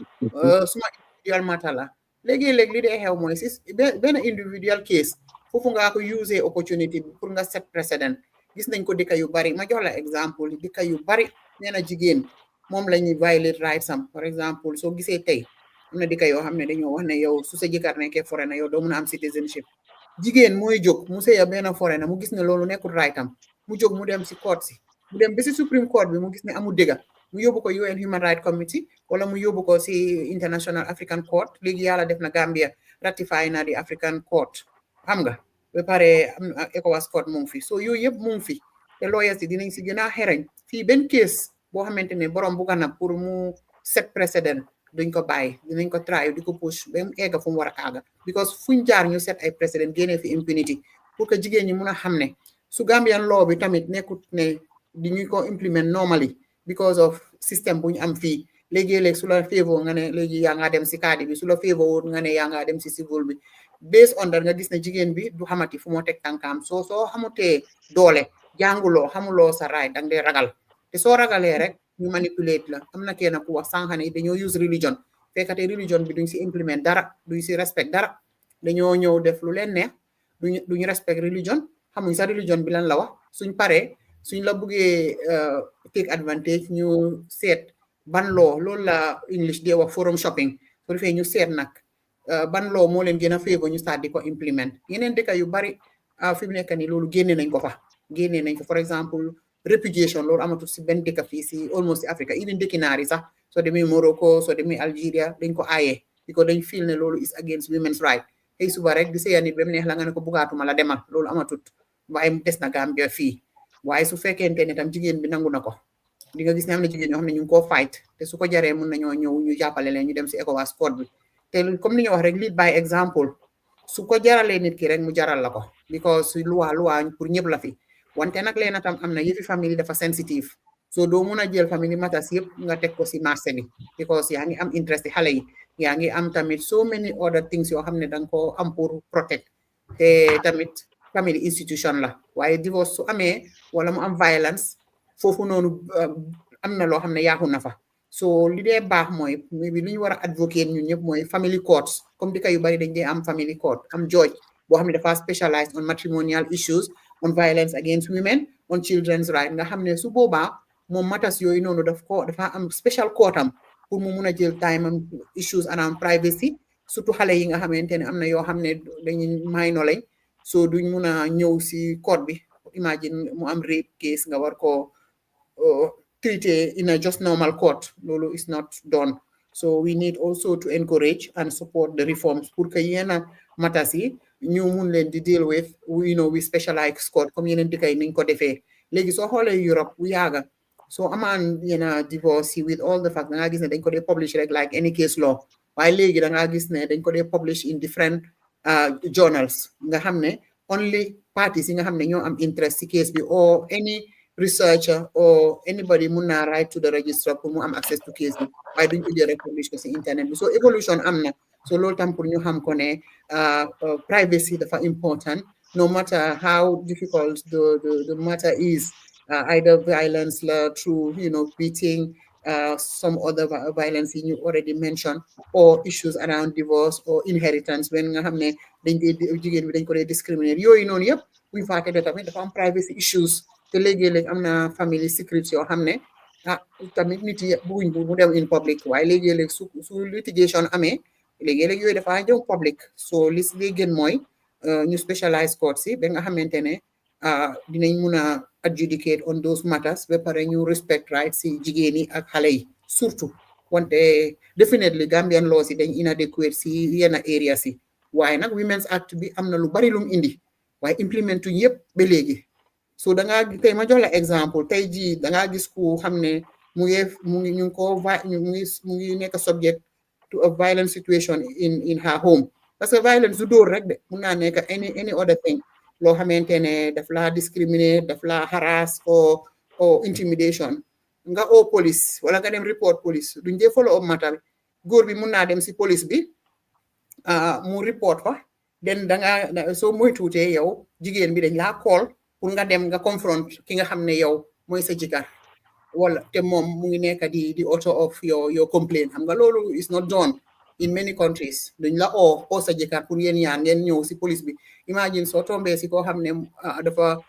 tampam bi mënu koo control wala dafa violent so den mun na la faa def any something else ba pare di fag ne sax ñu laa génnee sa kër di la wax ne la nga ñëw report si to the police is inadequate li ñu war a def kay mooy dañu war a ñëw ñu provide la service laaj la cancel la ba pare seet yan mécanismes lañ la mun a provide le su ko jaree ñu wax ki nga xamante ne mooy ku góor ki generally ne moom ñu isolate ko moom mu génnaagum si kër bi mu dem nekkaagum feneen ba case bi ñu mun koo resolve waaye xam nga loolu du dee xew generally fii Gambia duñ wax benn góor ne génna sa kër comme yaa ngi dóor sa jabar wala yéen ay xew na ba ba ñu investiguer dañ laa bàyyi si kër bi yéen ñaar yëpp ba léegi-léeg lu garaaw xew wala jigéen bi mu ragal mu génna te léegi-léeg nag soo xasee ba génna sa matrimonial home ba nga lose control li si ëpp yéen ay foofu nga dee jógee nga ñaaka sa lu nekka so ñu tam ñu ngi advise jigéen ñi ne nañ make sure ne ñu oote ndimbal inform authorities inform organisations yi ba pare ñu toog seen néeki wante nag su fekkente ne sa bakken mu see bugg a génna wala ñu bugg la see violence jaru ko mun ngaa génnaagum ba pare nga fighté si biti waaye nag generally fii si Gambia moom fighté si biti dafa jafe parce que soo xasee ba génna ne da ngaa fighté si biti soo moytuwul you may lose everything because système bi fiyaawut ni mu war a fiyaayee léegi-léeg li nga see mujjee rek mooy ñu compensate la fekk ñàkk nga sa lu nekk ñàkk nga sa livelihood ñàkk nga sa matrimonial xam nga all the things yi nga xam ne you work for ñàkk nga ko because système bi favourwul jigéen ñi so loolu tamit nekk na loo xam ne is a very very big weakness so all of you so we are calling on the men on the security services especially security institutions especially police yi nga xam ne am nañ unit bu nga xam ne loolu ñu enhance dooleel unit boobu noonu jox ko means jox ko operational xam nga kind of capacity da nga xam ne dina mun a toog am hotline ba pare dina mun a toog muy mun a wax ak victims yi ñuy mun a move around the country dem fépp fu victime mun a nekka ñu gaawalantu dem pour ñu mun a xam li faa xew ba pare ñu am doole comme ni ñoo amee doole si yeneen dëkk yi nga xam ne yow góor bi su fekkente ne ñëw nañ si sa area bi ñu jox la restraining order danga ko war a respect te xam nga amuñ that culture of góor yi fii nii ñu leen a jox restraining orders ñu ko respect generally loolu su amee rek very extreme cases la dee nekka so yooyu noonu yëpp lañ si war a liggéey waaye daal di wax ne su dul fii di fale am na jigéen yu bari am nañ cases yoo xam ne on political am nañ ko on human rights on freedom of expression am nañ ko on kii yeneen dëkk yi am nañ a lot of cases on women's rights so I believe ne we should also document some of these cases and get people who are ready in case the system doesn't favor them or the system is biased you take matters yooyu noonu because loolu mun nañoo dimbale pour laws yi change not for individual case but for the society pour Gambia mun a progress pour que jigéen ñi ñu mun koo respect ñu jox dooleel jigéen jox ko ciram because fii nii dëkk bi tamit dëgga day néewal doole jigéen waaw bala nga dee xam ne jigéen néew na fi doole rek nga nekk si problème because soo taxawut torop rek am loo ñu la taxawal rek mun ngaa ñàkk sa lu bari te loolu dafa war a jeex fii si dëkk bi so moo tax nag ñun tam ñu ngay ñaan loi yi ñu gën leen a implement yu baax yi nga xamante ne baaxut ñu defaraat ko wante ti wax ne tamit waaye su ñu koo defaraat am nañ tamit possibility dem yóbbu tamit fa mbaxana doone benn international yi pour ñu aate ñu su fekkente ne dem nañ ba gis ne nguuri Gambia loi yi ñu tëddal nekkut loo xam ne dafa support jigéen mun nañoo yóbbu cases yi ante ñun pare dañ ak organisation yeneen yi pour ñu try cases yooyu noonu tam yóbbu leen si ECOWAS court wala African Human Rights Court wala si UN bi am na solo Fatou Jagne balaa ngaa dem may wala xaaral ma laaj ko fii balaa moo dem Fatou Jagne you did mention the police so am na yeneen do you have any other sectors yi nga xam ne you need their support in this to be in this together because we have some senior police officers in our midst here, Aziz and Sol Jeng,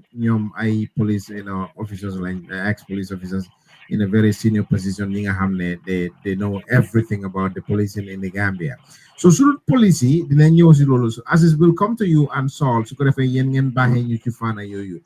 should policy what other department you definitely need their support in this?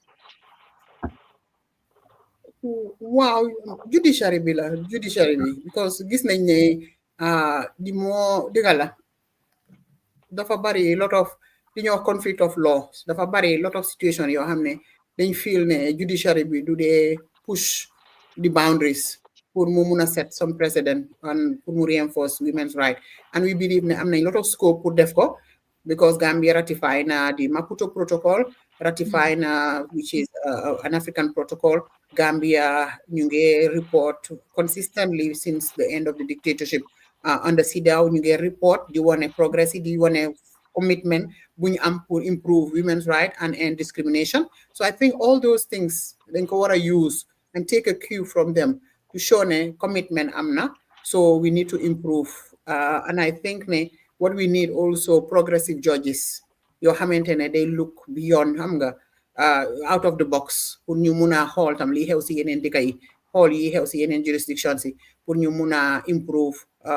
women's rights in the Gambia am na feel naa ne am na si areas yoo xam ne progress am na tuuti waaye am na si areas yoo xam ne dafa mel ni dañoo dellu gannaaw te loolu it has to do with religion and culture te suñ bàyyiwut xel torop challenging some of those things comme lu ma wax ay dañu teg leen for clarification to the ECOWAS Court, to the UN Human Rights Committee. I think we may be left with some of those cases, and I don't think the Gambian women would want to have that legacy, because we fought so hard for our rights, and we have to push the boundaries and get better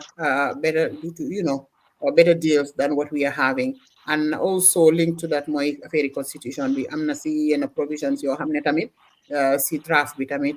jar naa bàyyi xel. ñu ngi wax a lot about the political aspects, waaye am na yenn areas yoo xam ne on children's right, on women, suñ bàyyiwul xel tam mun naa indi dellu gannaaw. So yooyu daal mooy yi nga xamante ne fuñ jaar mooy ne the judiciary, that we need to reinforce them, gën a waxtaan ak ñoom, gën a bring evidence, but also gën a yokk training and availability of jurisprudence across similar jurisdictions, but also even one tam li xew si yeneen dëkk yi. But importantly dañu war a test the ground bu fekkee ne gis nañ ne satisfaction amut si biir dëkk bi, ñu encourage women, group of women yoo xam ne am nañ ay cases ñu dajaloo, maybe ñu seize ECOWAS court, seize the African court, pour ñu mun a am a domino effect boo xamante ne dinañu mun a dimbale ñu change laws yi in a way boo xam ne dafa favor. So yes, the legislature should be encouraged to look into revision of certain laws, the judiciary to implement better, and to really, be more human rights kind of oriented and more human rights also sensitive. But yeah, the rest, my organizations and individuals, we need to empower women and ñemeloo leen amul rus amul ragal. Amul dellu gannaaw, amul rus amul ragal. I think it's a right, it's a feature, and sa rights doo ko caaxaane te doo bàyyi kenn ñu ko trample upon. We went through really harsh dictatorship, and women stood up, and Gambian women fought with men to end the dictatorship, and we should not be having oppression in our homes and in our family and continue to keep quiet. So loolu daal laa si bëggoon a maybe conclude. am na solo balaa ngaa dem Haral ma ne xam nga wax nga fi judiciary and the police fan yi waaye yow fooguloo ne Fadiane the civic education side of it as well, the outreach bit to reach out to the people in the community at the grassroots level, fooguloo ne loolu tam is a bit lacking or behind to have this, because léegi ñi they hide behind the religion di diine bi lañ dee wax ne diine bi moo wax ni ñu kootal la verse in the Quran ne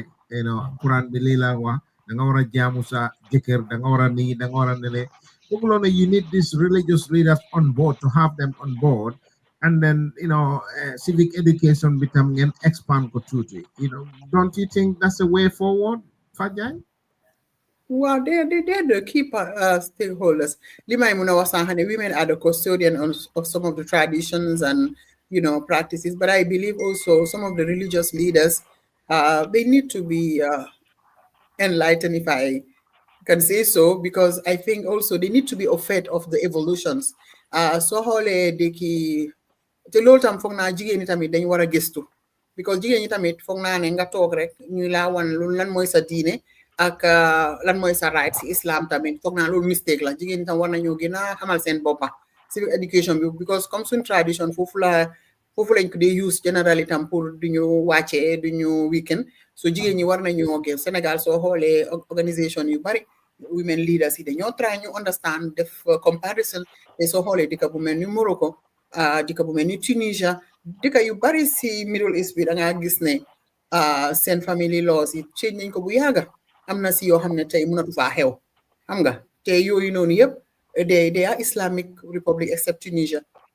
so most of the other countries yi nga xam ne sax inheritance soo xoolee yu bari am na si yoo xam ne léegi is more equitable in terms of divorce. yu bari change na fa. Mënatuloo for example repudiation amatu Sénégal, Mali, dëkk yu bari fii si West Africa bi repudiation is and it's against the Maputo protocol.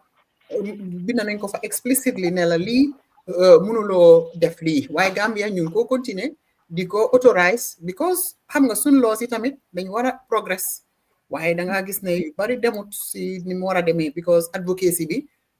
bu demee ba advocacy try def luñ mun, religious leaders yi dañ dee delluwaat gannaaw di block. So loolu tamit li nga wax dëgg la, we need to sensitize them, gën a waxtaan ak ñoom, waaye ñoom tamit dañ war a xam ne tamit ñoom they are the moral guarantors, they are the leaders. ñoom tamit dañu war a nekk au fait of the evolution, because things are not, xam nga, cast in stone. Parce que loo gis rules yoo gis dafa based on a context. The context is to change rules yi dañu leen war a, that's why ñu am reforms. Lu tax dëkk yëpp dee def reform? Saudi Arabia lu tax ñu def reform on certain women's rights? Lu tax ñu yeneen dëkk yi Islamic countries yi di def reforms? Because Sharia, for example, time Prophet sallallahu alaihi wasallam, and today am na lot of evolution, because rules governing a society is laws. Laws governing a society is based on context, and if the context change, definitely you have also to adapt the rules. So linguist mooy sometimes fixation on all rules yoo xamante ne bi dëkk yi nga xam ne ñoom ñoo ko setoboon sax ak si tradition yi ko setobee ñooñu move nañ on a lot in terms of these things. Comme lu ma la wax rek tey soo demee si dëkki arab yu bari, including suñ neighbors si fii nii Morocco, Tunisia moom progrès son nañ since independence,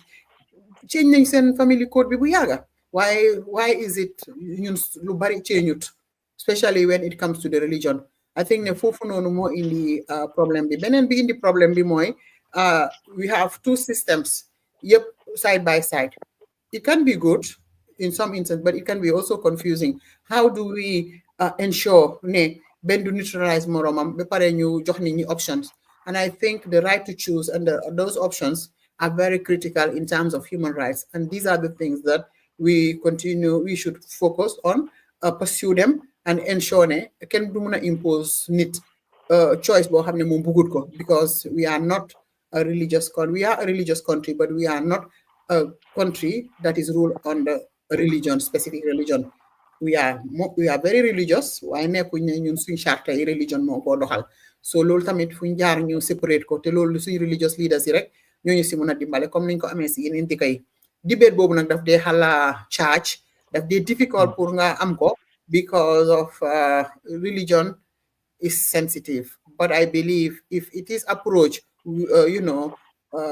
a knowledge perspective with clear comparison and show what is happening in other countries, I think we may also be able to progress a little bit. But also we should not exclude, as I said, litigating, because sometimes litigation rek moo la dee dimbale pour nga mën a set rules yi, nga get judges to clarify their position, nga get the standard set, and probably that can provoke reforms. Loolu rek léegi-léeg su situation bi tense and people don't want to change their position because they base it on religion or on culture, where the law is here to be the arbiter, to be the referee. And if the national law cannot help, one should also contemplate looking at international law. So really, yes, it's a difficult matter. And we've seen the debate across the board during the FGM discussions, during the past discussion on the Constitution. These are sensitive matters, and we need to continue the dialogue, discuss with them, jox leen suñ perspective, share documentation with them, share also experiences with them, but also nañ bil suñ boppatam pour ñu nekk like knowledgeable, because jigéen ñi dama feel ne suñ knowledgeable ba pare ñu taxawal seen boppa yokk seen jàngal si side yëpp xam nga, you don't need to be like a religious person to know what your religion is. You need to know what your religion says about your rights, because léegi-léeg loolu lañ dee use against you. So loolu noonu, parce que jànga bi julli bi xami si côté boobu noonu baax na torop su fekkente ne you are like a person who is very spiritual. Waaye li gën a important tamit along that one mooy nga xam tamit lan mooy sa aha ak sa yelleef, surtout soo amee njaboot yow si sa bopp lan mooy sa aha under Islam. Su ko defee nga xam ne nit su ko bëggee use against yow di nga mën a defend sa boppa, taxawu sa boppa, ba pare kenn du mën a use religion pour noot la, because léegi-léeg jigéen ñi suñ ne religion rek ñu ragal, because duñu amati lu ñoo wax, parce que léegi-léeg duñ dee understand wala xamuñ rules yi, xamuñ charts yi, so dañ dee préfère ñu noppi. Loolu tamit nekk na loo xam ne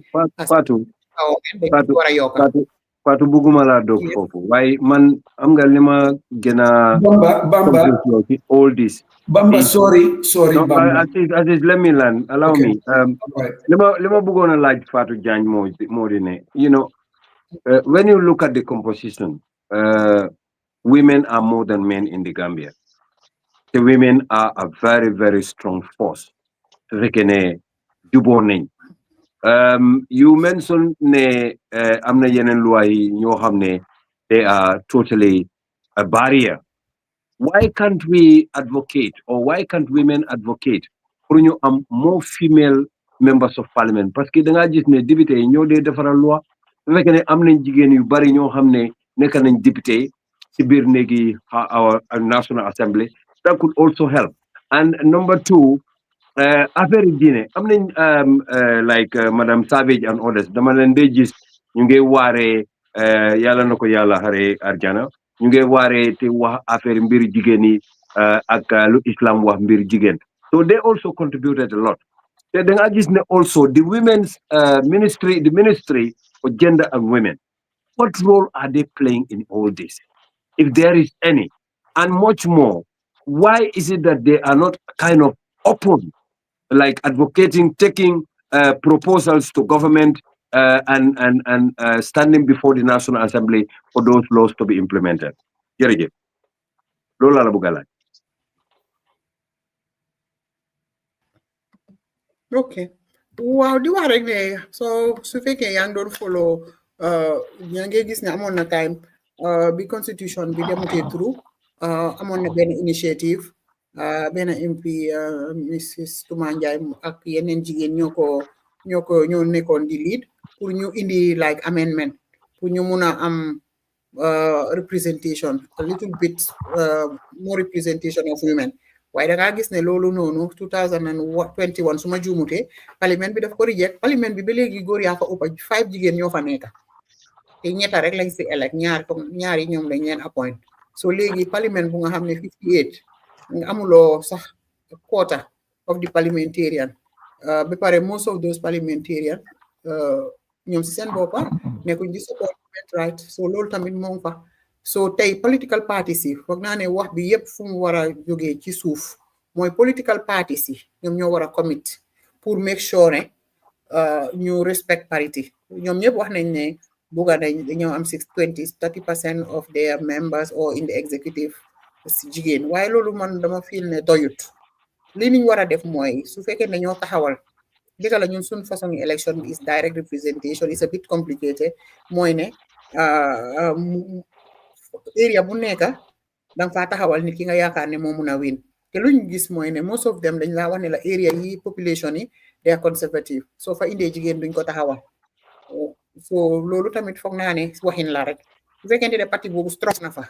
ba pare na pour taxawal jigéen ak jàppale ko, yaakaar naa ne su taxawalee jigéen fu mu fa taxawalee fu mu fa munti taxaw su fekkente ne jàppale nañ ko campagnal ko nañ ko war a campagne ne am naa yaakaar ne dina win. dafa dépend tam ba jigéen lañ faa taxawal ndax jigéen boobu relevant na foofu xam nañ ko fa. so jigéen ñi tamit xëy na foofu lañ war a gën a yokkee seen taxawaay. waaye xam nga politique yi Gambia tamit féewu jigéen tey sooy politique da nga am family pressure, da nga am social pressure, ba pare li góor yi mun di def si politique jigéen ñi munuñ ko. so ba pare most of jigéen yi politique sacrifice bu mag la, extra sacrifice la compared to góor yi. ba pare amul rules yoo xamante ne dafa protect jigéen comme yeneen dëkk yi am na tey yoo xam ne tey doo ko mun a def jigéen foofu noonu. tey sooy politique jigéen lu nekk diñ ko dégga lu nekk diñ ko dégga li fa sa maam yi nekkee woon yëpp dinañ la ko génneel te xaar li nga gis góor buy politique ñu waxal ko sax moom boppam about private issues ami. waaye su dee jigéen na not only duñu am si yow dinañ ñëw su ko defee nag sa family members yi nga xamante ne xëy na ñemeñuy wala day very private bugguñ seen yëfi famille yi ñu ko wax si biti ñoom ñoo laa discourage ji la def pression. so loolu tamit nekk na li nga xam ne notice nañ ko at yu passé ni yëpp jigéen ñi starté di jóg. gis ngeen fi li fi xewoon si jigéen ñi fi startoon di jóg amul luñ leen yekkut, amul baala luñ leen dara. xam nga léegi-léeg soo duggee si politique dinañ tas sa famille, dinañ la indil problème yoo xam ne sax doo ko doon anticiper. gis nañ jigéen ñu bari yoo xamante ne biñ starté di waxi politique rek si la seen famille yëpp tas. waaye yooyu noonu yëpp daf dee tax yenn jigéen yi nga xam ne ragal nañ tuuti dañoo withdraw. am na jigéen yu bari dañ withdraw because society bi tamit is not very friendly to women in public space. soo xasee ba nekk jigéen si public space dañ laa gis as arrogant, as aggressive, as somebody who's over ambitious. ba pare léegi-léeg lu nekk di nga ko dégga. so loolu nag fuñ jaar ñu jàppale si jigéen ñi suñ buggee gender equality, suñ buggee little less discrimination, suñ buggee jigéen ñi daal si gàttal ñu taxaw seen taxawaay fuñ jaar ñëpp jàppasi parce que yomb na torop ñu ne lu la jigéen ñi duñ dem si parlement bi te ñi nga xam ne ñoo nekk si parlement bi currently loi buñ fa indi pour ñu vote pour jigéen ñi yokk ñu bañ ba pare political party yi nga xam ne ñooy yóbbu jigéen ñooy yóbbu nit ñi si parlement bi ak si yeneen place yi duñ nangoo taxawal jigéen yi soo nekkee indépendant léegi doo am doole benn indépendant bu jigéen ngaa gis mu taxaw fii foog naa ñaar rek lañ fi musa am ba pare soo jógee si loolu tamit societal pressure bi xam nga and not to forget about the online bullying and also is a modern tool boo xamante ne soo dëgërut torop rek doo taxaw waaw soo dëgërut amuloo support rek doo dem because léegi-léeg li dee xew si online bi soo ko xoolee targeting women politicians ko ñun dañ dee jot lot of report dañ dee support lot of women yi nekk si space bi te gis nañ luñ dee daj so peer pressure bi and suñu amutoon peer support ak léegi-léeg di safe space yi dee créer pour dimbale leen ñuy wax suñ biir ak yooyu di leen dimbale ni ko doon lu bari dina xew so pour wax rek ne yombut te ñëpp si war a jàpp am kontaan naa trop li nga raise issue bi Bamba because dëkk yëpp ñu ngi progress si dëkk yi soo xoolee si région bi yëpp even dëkk yi nekk in crisis sax am nañ lu ñuy wax quota law Sénégal am na parité tey soo xoolee National Assembly bi dañ dee am more than 40 si all the elected position daf dee nekk jigéen si yeneen institutions si daf dee nekk the same nga dem si yeneen dëkki West Africa yi fii xoota Ghana Kenya moom is almost 50-50 South Africa Rwanda and so dang dee wonder why we are not taking off, why we are in the situation we are in. We deserve better. We have educated men, but we cannot move because resistance will never make. So I'll stop there at that. And then I'm going to be a little bit blunt. Mention Morocco, mention South Africa, mention Senegal. Let's say Morocco, South Africa, even Saudi. Lossy for lossy because Bugana Japali Chicken. Litibabi de one oppressor do Musa gift the oppress liberation. So oppress the Kokumojo Pakandigam demand at fight liberation. Why oppressor do Musa John? Like this, I give like legi hanga jona la cherbi. So jigeni Gambian understand na space we had na linga wa social media bi dan data target jigeni academic you. Why info jigeni takasen liga ñu xamne bisi sen yelef la li sen waref la ñu gen la ñu he góor yi mun leen a jàppale dinañ am fi góor ñoo xam ne dinañ leen receive dinañ leen jéem a discourage waaye in foog ñu génn people like you people like Maimuna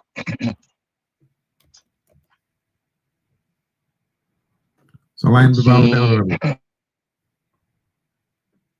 Aminata Korea ak ñeneen in foog ngeen dégg nga yooyu ngeen jéngu ko ngeen génn ngeen xee ba loolu mun na sotti because so let's say for instance Liberia time he child stable bi jigéen son dañu ko ñoom ñëpp ñu daje ñu ne léegi fi ñu nekk ni dañu ta jëkkër bu góor yi demee ba sonna maa si ñoom Bamba jigéen ñi war a Can you hear me? Yeah, your line is breaking. Well, your line is a bad line, you know. For some reason, yeah, man. Yeah, man. Anyway, my violin. Yeah, it sounds good. Thanks for your contribution. Anyway, man, I get a billion Santa. Yeah. Yeah, thanks. Inshallah, the next week. Why Nagai do here send contact details you have Jigen female lawyers association you do have same contact ngamne dinañ ko mëna share. Yeah, because na ñu may mëna ak fat to Jan Singo. You share details you have ñu nit mëna ñoo share details si challenge bi ñu share ko ci suñu medium bi nga am ne yena jigéen dinañ mën a gis because ñun suñ Okay, yeah, you break badly, so for some reason, we can't hear you. Right, then could they translate into audios, you share into different Wow. media platforms. I'm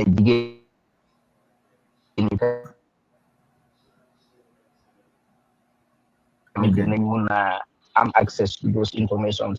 And then you Hamud. Come like So line with Bahu the honorable. I don't know. Okay. We'll leave it at that, honorable. If you have the time. Let me just read one or two comment and then we'll come to senior man. I will come to you. Aminata is here. Aminata, thanks for coming. We almost closing this show, to be fair. Lamin Tunkara make some little comment here. I'll just read this and then we'll come to you, Maimuna, and then you Tagato. It says, how about the National Assembly's support to update outside laws or enact laws that favors women's rights? So he did mention that comment. He said to advocate and vote for issues affecting women, local government council have loads of women that are voted in. Why not vote in more women in the, I don't know, I think that's incomplete. Okay, Maimuna. Thank you, Mustafa. This discussion is very interesting. And like I said, Fogna Fatu Lalna a lot on the legal and jurisdiction part of this discussion, which I think we should different programs pour sensitize jigeni, pour one jigeni what their rights are. Comme li Fatu wax man dama dey wax ne Gambia what they use is Islam. So gisee man the chapter on Islam bo xamne is about women interest me because the fact is about me.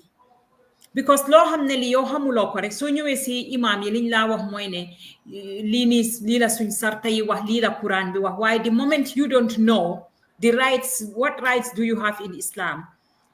Because doo mun a defend sa bopp léegi soo ko seetoo many Gambian women ñu bare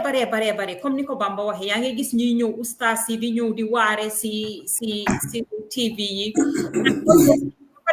Gambia now they are very religious when it comes to the Islam. Why think munta separate moy ñun jigen ñi moy difference between Islam niñ ci duggé non why don't we know our rights lan mo tax ñun waro nangu keneen muy la interpretal yow about sa own rights be pare the other aspect is the ECOWAS laws and all these courts and all these courts that we can use. And Lamin Tunkara mentioned the women councils, local government councils. Man fofu, that is my worry, not about the people on top. We can change laws, but the grassroots is very important. Grassroots is very important. How do we sensitize? How do we make people mandamane awareness, because Gambia we have this sensitize that we've been using since independence. No one is enlightened actually. So level of enlightenment be man fogna fofu lañ manke, and we should put more effort on it. That's my point. Actually, because Fatou mentioned online bullying, because in Gambia we have gone back. It's a backlash. When it comes to women's rights and gender-based violence, we are seeing a backlash. And how do we tackle these issues? It's very important. Internet it's just a graveyard for women. It's a graveyard. Because lima wax ne fofu lañu model sa character, fofu lañ la reyé nga dé everything xam nga da nga ñëw pour wax something very important, and then some people will just come. It's a lot of bullying. Ba pare so waré nek ñu ngi wax ne women political leaders. We saw it in Aisatu's case here. When Aisatu Toure came out to be a presidential candidate, everything you wouldn't even believe, and these were from very people they are intellectual Gambians saying so many things you would think that I thought we were over this issue. Dama fogon ne ñun passé nañ fi waye nek ñun Gambia ba légui fi lañ nekk.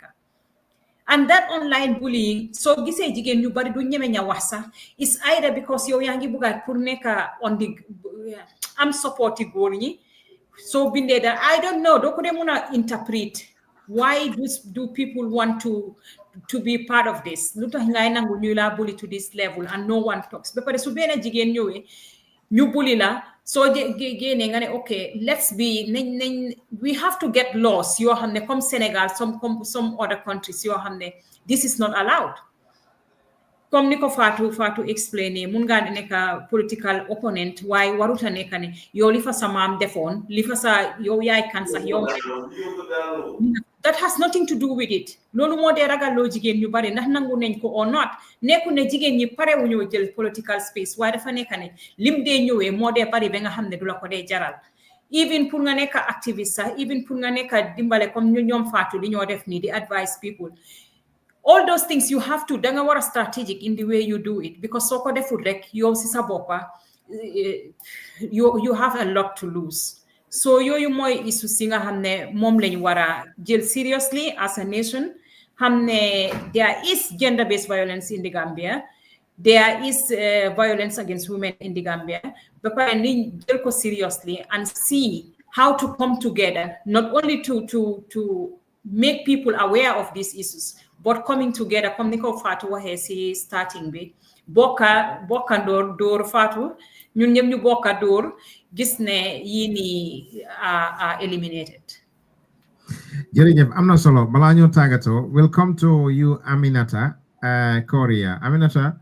I don't know if you can hear me, if you can switch your camera on. Mustafa, yes. Oh, hi Aminata, can you hear me? Can you see me? I can't see you. Yes, I can see you. I just put the camera off, yeah. Okay, now great stuff. It's almost time. We're just wrapping up now. But your shares and thoughts on a topic titled Gender-Based Violence in the Gambia, 16 days be. What are your thoughts before we go? Man ni ma ko gisee dama ko rafetlu bi mooy 30th year bi nga xam ne ñu ko def di magal 16 days si activism bi pour waxtaan ak askan bi create awareness pour yégal nit ñi ndax ñu bàyyi xel li nga xam ne mooy gender-based violence nga xam ne maanaam lépp lu nga xam ne loraange la wala mettital ab jigéen wala ndaw ñi jigéen girls women loolu yëpp ñu ngi koy saytu pour ne ñu xamal nit ñi loraange bi muy def ak maanaam lan la ci lu waa wax kon loolu lu am solo la there is a policy yi nga xam ne jot nañ koo defar pour combattre li nga xam ne mooy gender-based violence and sexual violence act bi ak yu demee noonu yooyu yëpp mu ngi fi waaye boo ko seetloo réew mi su ñëwee si defar policy loolu mun nañ ko torop suñ policy yi there are good laws in this country waaye di nga gis ne when it comes to implementation of the policies foofu la failure de ñëwee o bari nañ fa ay flaws yu bari soo seetee li nga xam ne mooy sexual violence act bi case bi fi gënoon a siiw biñ sensationalize mooy Boketa case bi li ma gënoon a ragal ak ñun liñ doon def mooy ne activiste yi dañ gënoon pour xamal nit ñi ne rape ak sexual violence is prevalent in our society ba tey am na fi te bari na si suñ society bi waaye culture of sutura bi moo taxoon ak society nu mu demee lu bari du daan ñëw si kaw léegi with social media nit ñi gën nañoo gis cases yi am na cases yi nga xam ne nit ñi ñu ngi gën a gis ay cases yu ñëw including domestic violence case yi one of the few cases mooy ne bi nga xam ne mu ngi si court si mooy góor bi doon góor jabaram ak jaasi boobu tam mu ngi si court si recently ak yeneen rape case yi nga xam ne gis nañ ko si nakal daati implementation bi o senior process these laws dafa am flaws yu bari yu si nekka te bëgg naa ñu bàyyi ko xel depuis victime bi ak victims family bi suñ amutee adequate information as to what to do moo tax awareness bi important access to information important pour jigéen yi fépp fuñ mën a nekka si suñ community si because they don't know what to do when their children are affected ak tamit pour war a dem uti li nga xam ne mooy ne boo amee case yu mel nii naka lañ ko war a traité wala dem si police yi wara dem lopitaan ak yooyu noonu and how to get evidence fii yëpp bu fa negligence amee rek daf dee tax ñu lose so many cases daf dee tax ñu lose evidence and gannaaw loolu ñi nga xam ne ñu ngi handle case yi naka lañ nekk di handle si lopitaan bi si boppam nag one stop center si naka la noo si nekk di handle some of these cases su fekkee ne yow jaaruloo si doo mun a xam lan moo nekk di happen but then ñun mi nga xam ne am nañ access bi pour bokk ci at least fekkee benn si cases yi xam nañ ne there is a lot of flaws ak tamit am na there is much to be done and there is so much improvement to be done ñi nga xam ne ñoo war a implement law si tamit seen boppa dañ am warugal te dañ war a xam ne liñ leen santa seen liggéey bi nga xam ne seen duty la dañ ko war a def without fear or favor so loolu dafa war a tax ñu xarañ si li nga xam ne mooy xeex gender based violence waaye to make sure ne case yi ñu prosecute leen justice mën a prevail because any dëkka or réew society boo xam ne injustice bari na fa impunity dafa bari te fu injustice nekk rek dañoo gëm ne te saafara luñ ko justice amu fa impunity dafa bari so foofu laa bëgg a daanele on that point. am na solo lool jërëjëf Aminata. Aziz, we'll come to you with your final thoughts and your observation. You police officer, you know all the sectors in the Gambia police. You know everything that's anything in that police. Fatjan did mention the bill Watanbi, Mone police itam, they need your support. Aziz, your thoughts. Tifana Gogo, Aziz, Mr. Boya.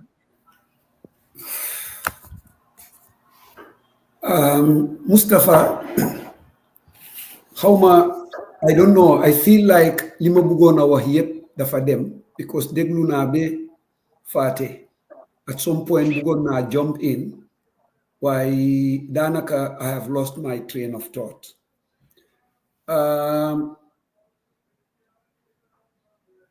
Lima buga wax dal moy ngeen continue be another time because I have a lot te how man dina ko muna exhaust because also leadership time bi bari wut ci gatal lima bugona wax moy dama bugona joxe some of the difficulties yi nga xamne police ñu ngi jankwante ak ñoom mom dama bugona highlight itam lima yaakar ne tay buñ ko amone ci resource ak dolel len ak strategy dinañ muna gëna safaral some of the jafe-jafe yi nga xamne yoy la ñoo daj bisi njëkka mooy dama yaakaaroon ne the Women's Bureau or any organization boo xam ne mu ngi deal with gender-based violence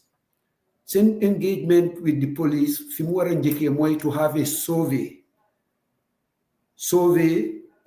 of cases yi nga xam ne police yi handle nañ ko. What is the success rate? What is the perception of those victims or even complainants?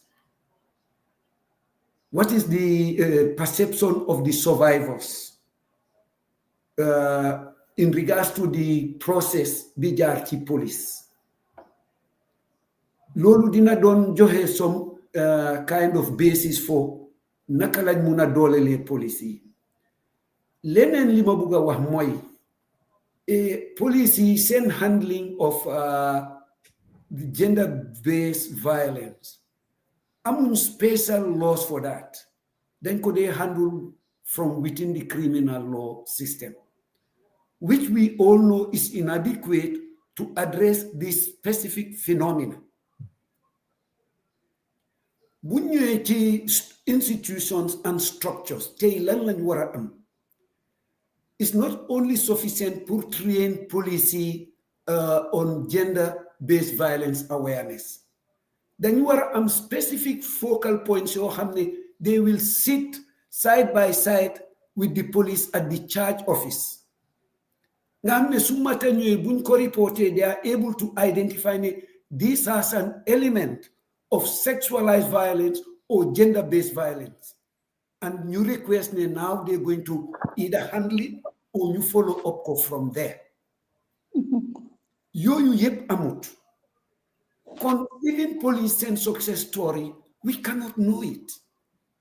Te lolu moy dega. Man from personal experience, te itam you can understand why police are doing what they are doing. Because su fekkee ne tey nit assault nañ ko ñu indi ko mu ñëw ci station bi mbooka yépp ñëw to the extent that jigéen bi ci boppam is overwhelmed. Police yi amuñ special facility fu ñoo mun a take care of ñooñu. I remember very well yenn times yoo xam ne Yamu Ndaw Jaañ ki nga xam ne at the time moom moo nekkoon the head of a child welfare unit had to go home with some victims because amut fum leen def. And that is on her. Dafa use own resources. That is inadequate. So these are some of the things in Hamne. I think warnanche gena tahaw. Follow up dafa wara am. Te lolu amut.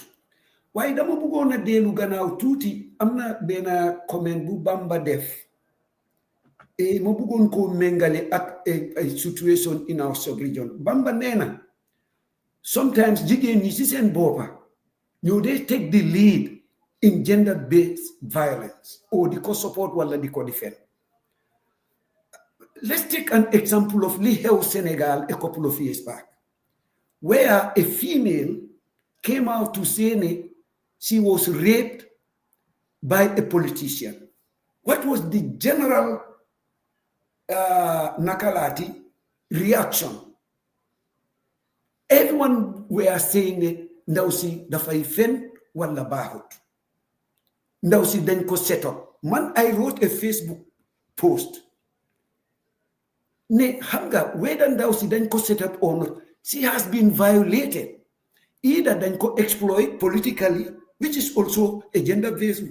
violation, or dañ ko rape. But we cannot dismiss that girl. But that case was dismissed. And even in the Gambia, people were fighting over that case. And what was the fight? Ndaw say bahut, ndaw say fen, ndaw si dañ ko set up. Would they dañ ko set up? Is that not a violence? Have we ever thought of those kind of things? There was said, Lord, that media campaign and comments and reactions. Opa doole gis ak jigéen ñi ci jël lead.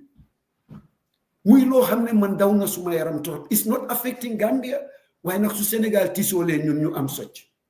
And this is why I am bringing that. To my greatest disappointment, even Gambian activists waroon nañu use lolu to highlight how women are being subjected to those kind of abuses. Man suma position in that case is not ne defna or default.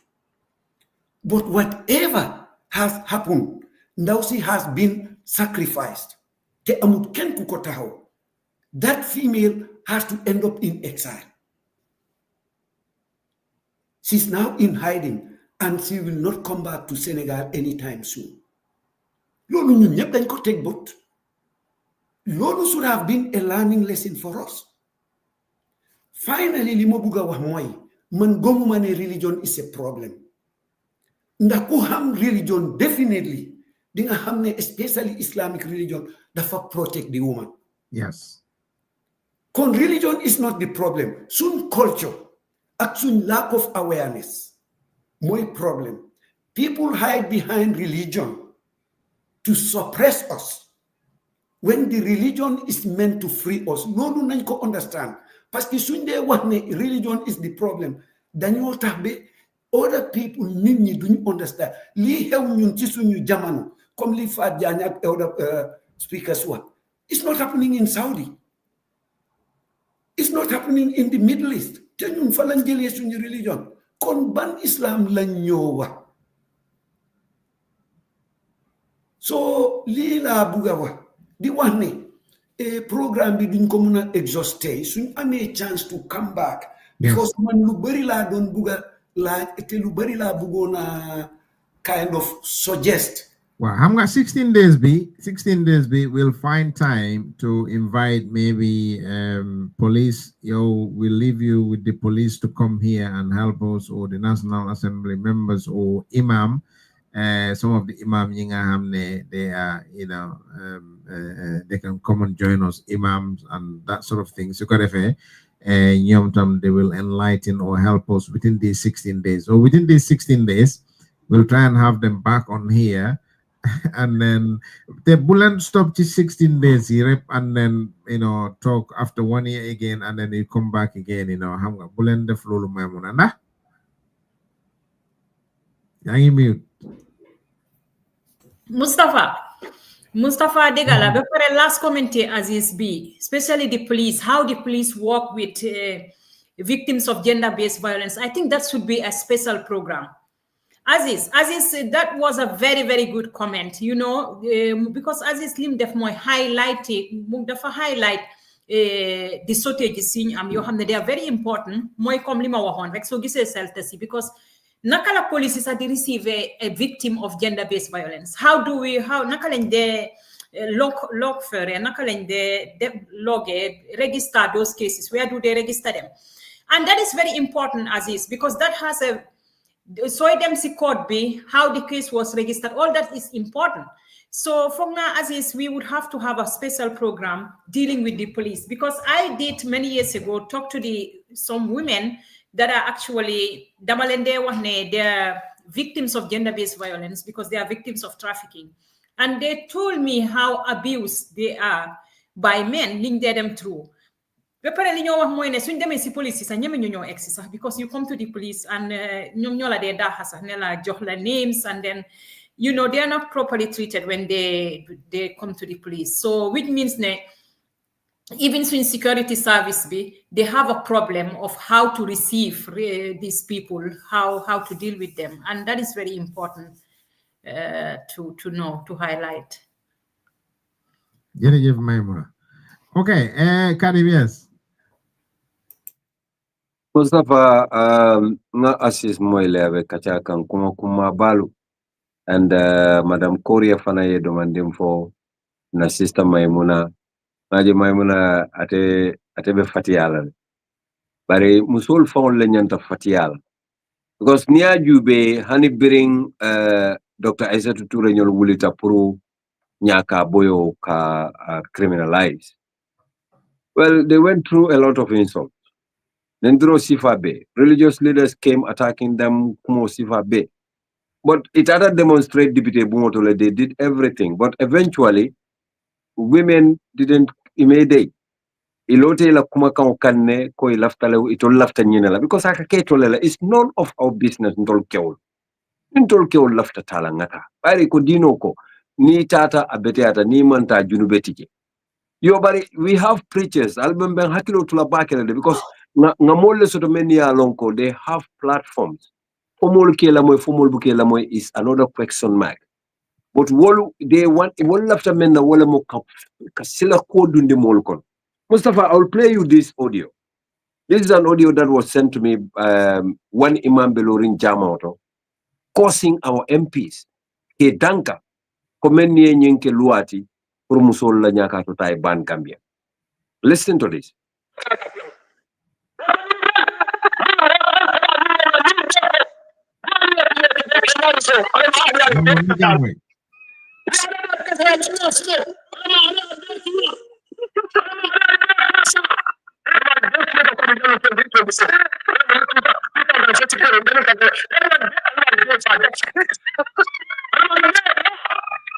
Bamba bang clear. Ibuka moy. No, bang clear, honey. Buka femoy. What about the others? Alka moy leba. No, buka. Ndafam buka moy na. Mbuka moy. Bari, I know of the said audio. This was during the recent FGM campaign. Exactly. Launching ye today the way it is. Ikana amen. Ikana bondi. So recently ikajele wato ngamranga kachake janne. We went through a lot on social media, bullying, targeting and insulting and so on. And kula mi along kontol mfango musul ntoleka na nyakato ta kolemu na right so nka wolle kele nka jeko malla fi nyiye ken dingol la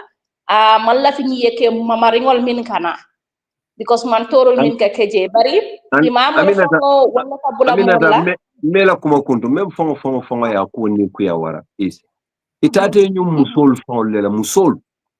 yeah exactly microphone standing in public defending exactly. it will come in nite mari mang any problem sotoje maybe you are lucky but many problems soto ni wol ko ika problemo le sotoje you cannot come and tell them albe wuli yalla because molla wulol kenyal mankile modol bije ikata si section lale par modol bije ka wulu soko le modol for bije ka bo turo la ware bo wajo ko tabiro le wulu so inyanta lon la ko ale molla pol man iman killing modol bije wolu foyata le dol bije jatal ando hadama dingo foye si hadama dingo la kara ya long yena understand hadama do kata through what processes lela ndol be ngalon ne ko wuluta society men kono o society nyoli yow nyin ko accepte par ko dol kitanu kunu bi wol bu kake nun to nem muso janka dingo wulu aka fay sundu ko wala wara abula kolon because of the stigma attached to it outside society be falling kan ikaje fo almamo dol kata janka din kulliyo fonlal ikafo dingo men mu janka din wote o man fenke punishment o kan abe kewoni musome yake abe wolle kan amira sayin kawol dolu moy par nun to wolte keri so woto inyanta lon nal ko islam fanan ka evolve nin kila be balurin wallahi billahi alazim nin kila be balurin loi dolu bije abe wolu yele mandila le because of society ka yele manyame dos kila en karande ku jamal anun kila manke moti me alonko aka kuwol kolen misilmol bul kila ko alaman dunula misilmo kan atemenno la dunol so say ninga tara dunube laare musol kam menke tora andu yaje ko nyinke batandile do be je wol kana to babdula they have to go to the doctors the surgeons to help them so ibaje la ko nyimmo kulete me alon ko musolule ka experience alin tol kewlen da butu keto bondi je nga musol bule ya discourse because ntol nte nanama wulu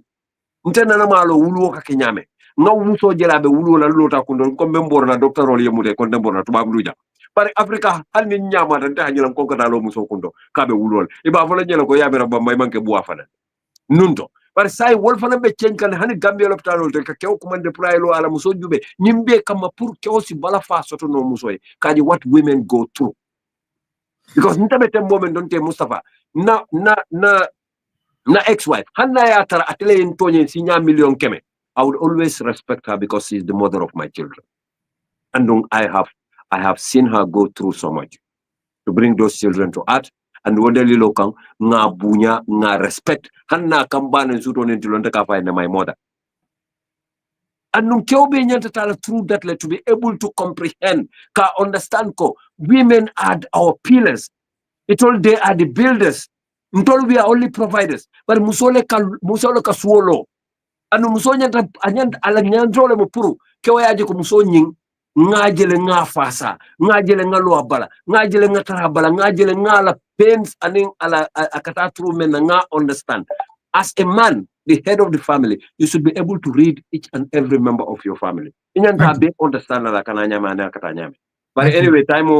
man soto ni wonte I would go further but anyway nsafoko mol menu diamuta jang ye kuma kende balle fo an they are very educated binta nga ku jamale karanjang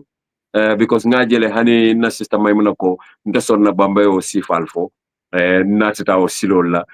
which I do understand because yalo women naturally most of them are very emotional but mbita kan dame nano I was coming to defend them but nga jele ko ku jamale kake in society akantol kewle favor more than women and obviously Muso is complete. We are not complete. And most of the time, it will look like a keola pilati. You cannot find any strong man, and there is not a woman behind him. Woman sort of dunia kon. Ye keoke jemealonko very successful, very strong, very industrious, very intelligent. Always at the back of our home, our pillow, there is always a teacher, and that's the wife, that's the partner, or that's the girlfriend. Thank you. Thank you, Karim. Fadjan, Bon, you tagato, your final thoughts, Fadjan Chengor, before we go, your final thoughts, Balanyo tagato. Wow, di jarafetlu rek waxtaan bi di ne rek lii baax na trop léegi-léegi daf dee baax ñuy continuer di waxtaan yi te li may mun a waxoon sa njalbeen ba mooy ne du waxtaani jigéen rek yaakaaruma tam ne waxtaan boo xam ne la jigéen ñi dañu war a waxtaan ñu ut góor yi ñu dimbale ñu waxtaani society la waxtaani famille la waxtaani askan la waxtaani réew la soo ñëpp a ko wokka li Aziz wax ànd na si torop affaire yi police bi foofu noonu lu jara bàyyi xel la te maa ngi ñaan Moustapha ak yoom day ak ñëpp ngeen xalaataat foofu bu baax yéen a ngeen indi yaamu ndaw indi waat really thorough discussion because we need the statistics we need to know lan moo dee xew lan moo tax do yéena yi duñ ko dee mën a conclude lan moo tax jigéen ñi ragal lan moo tax police di war a yóbbu ni jigéen pour laaka ko kiram because system be provided for support I think a lot luñ war a wax mu ngi fi ba pare di gërëm ñëpp leena tamit di wax suñ brother Bamba Mass ne dëgg la léegi-léeg ñu ne ñu ngi support jigéen ñi waaye am na yeena unconscious bias yoo xam ne mu ñu toppa so fuñ jaatam ñu bàyyi xel suñ doom yu góor yi ak si kër yi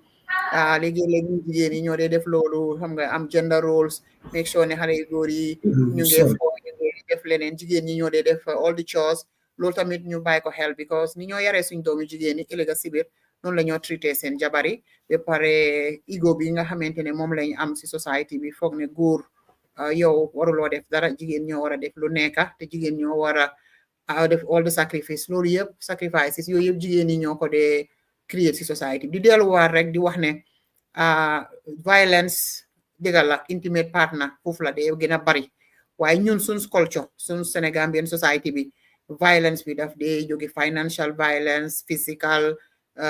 verbal yëpp daf dee jóge also si entourage bi te jigéen ñi ñu ngi dundal lu métti si society bi ñu ngi dundal lu métti te léegi-léeg seen partner dina leen ko dee teg de waaye li si ëpp tamit extended family bi daf leen ko dee teg te loolu noonu mu ngi yaaxa taskir yu bari mu ngi yaaxa family te loolu amuñ remedy loolu lu waa mënul si dara loolu social cultural issues la ba pare loolu daf dee influence a lot so tamit loolu lu jara bàyyi xel la si waxtaan yi di ñëw pour que ne ñu mun a waxtaan issues yi nga xam ne mooy affect jigéen ñi mooy de create violence nga gis jigéen buy sëy si kër ñu sotoo la dóor la dëgg la criminal activity am na fa waaye li si ëppa sa njëkke yi ñoo la dee dóor gis nañ kees yu ñu am nañ kees yu bari yoo xam da ngaa sëy si kër di sëy ak seen mag wala seen raka ñu nga gis sa njëkke yi sotoo la dóor la xam nga humiliate la si sa kanami doom yi la si sa kanami help parce que yëpp in the name of patriarcat because yow yaay sëy si foofu yow yaa nga war a tëdda si suuf nga muñ so ñëpp lañ la dee teg si suuf teg la morso fo beere loolu tamit nekk na loo xam ne si society bi lu jara métit loo léegi-léeg di nga gis góor bi du am dara jigéen bi la ñoo teg lu nekka li joxe yi da nga gis yow jigéen bi da ngaa joxe be léegi-léeg di nga jaay li nga am yëpp jox ko pour rek sa neexal sa sëy te léegi-léeg góor bi du la ko dee jox te bés boo ko joxewut sa sëy du neex loolu tam si xeeti violence la yooyu tamit ñu bàyyi ko xel te léegi-léeg di nga gis góor yoo xam ne dinañ la man santuma la ko waaye duñ la defend tamit bés bu seen mbokk yi jógee sa kaw ne yow doo dee joxe taraanga fekk amuloo ko sa mbokk yi amuñ ko mënuloo koo joxe yooyu tam si xeeti violence la so violence si dee xew si suñ society unless ñu address leen unless ñu waxtaanee ko si suñ biir góor yi taxaw si I think ne dina difficult torop pour ñu jël yëpp wekka ko si kaw state bi moom lu mu war a defar loi yi ak defar naka la tuddaati institution si pour jigéen ñi ñu mun leen a protect ba pare ñu génnee discrimination bi waaye li loo xam ne affaire yi religion la affaire yi social cultural issues la loolu ñun si suñ boppa tamit ñoo si war a taxaw di rafetlu programme bi Moustapha di la gërëm si invitation bi yàggoon naa fi bu nga taxaw nag lu bari amoon na time ma waroon a ñëw si programme bi waaye ma am ay xat-xat waaye maa ngi déglu programme bi all the time di si kontaan di wax rek ne na jëm si kanam te anytime soo la ñu soxlaa rek ñun tam dinañ ñëw ñu participer di kontaan di gis suma système Maymuna li wax dëgg la amoon nañ lot of initiative pour dimbale jigéen ñi waaye Gambia moo nekk dëkk boo xam ne tam lu bari yombut te affaire yi shelter dafa complexe waaye yaakaaruma ne dina give up te dinañ continuer di si xalaat because shelter tamit dafa nekk lu sensitive ndax jigéen su waree jóge si kiram waaw mu laaxu fu moo laaxu foofu dafa war a nekk lu safe loo xamante ne du fa fekk tolof so moo tax ñu ngi koo xalaataat bu baax di la encourage ne nga gën koo xalaat because space bi mu ngi fi te jigéen ñi soxla nañ ko thank you Aziz sa reflection si diga let them come di kontaan tam si suñu système ay Aminata Korea léet naa ñëw waaye moom tamit ngi def liggéey bu am solo si ground bi gis nañ taxawaayam ak resistance am in terms of politics but also in terms of supporting victims of rape, in terms of supporting them not through a lot. Sanhabima bullying and harassment. I think she's also somebody ko xamantene ragalut taxawna te dajna lu nekk. Waaye di wax rek ne suñ amee safe spaces di dimbalante di yokkante support mel ni ñoom si Ndeye Jobaate ak ñeneen ñu ñëpp ñu jàppalante I think ne bu yàggee jigéen ñeneen ñi dinañ ñemeñ am na associations yu baax yu nekk si biir dëkk bi du ma nekk di lim nag ndax ku lim juum waaye daal di wax ne am na jigéen yu Gambia yu takku yu taxaw pour dimbale jigéen ñi so nañ leen associate booleel leen invite leen more and more si discussion si ba pare suñu amee dara loo xamante ne dégg nañ ko si affaire jigéen tam ñu refer to those associations. Thank you very much. am na solo lool balaa ñoo dem dinañ try fexe find another slot boo xam ne we might need to have a police officers or somebody in the police because Fajjan am na fi mu ne police and the judiciary. I don't know if you can get hold of anybody or somebody from the police sector, that sort of sector, if you can help us, and then we can discuss the judiciary side of it because you nekala fan of your hamne. I think Fadjan did mention or reiterate them. So within these 16 days, we'll find time to have another program here regarding this, the last 16 days with the J. Thank you all for your time, energy, and effort.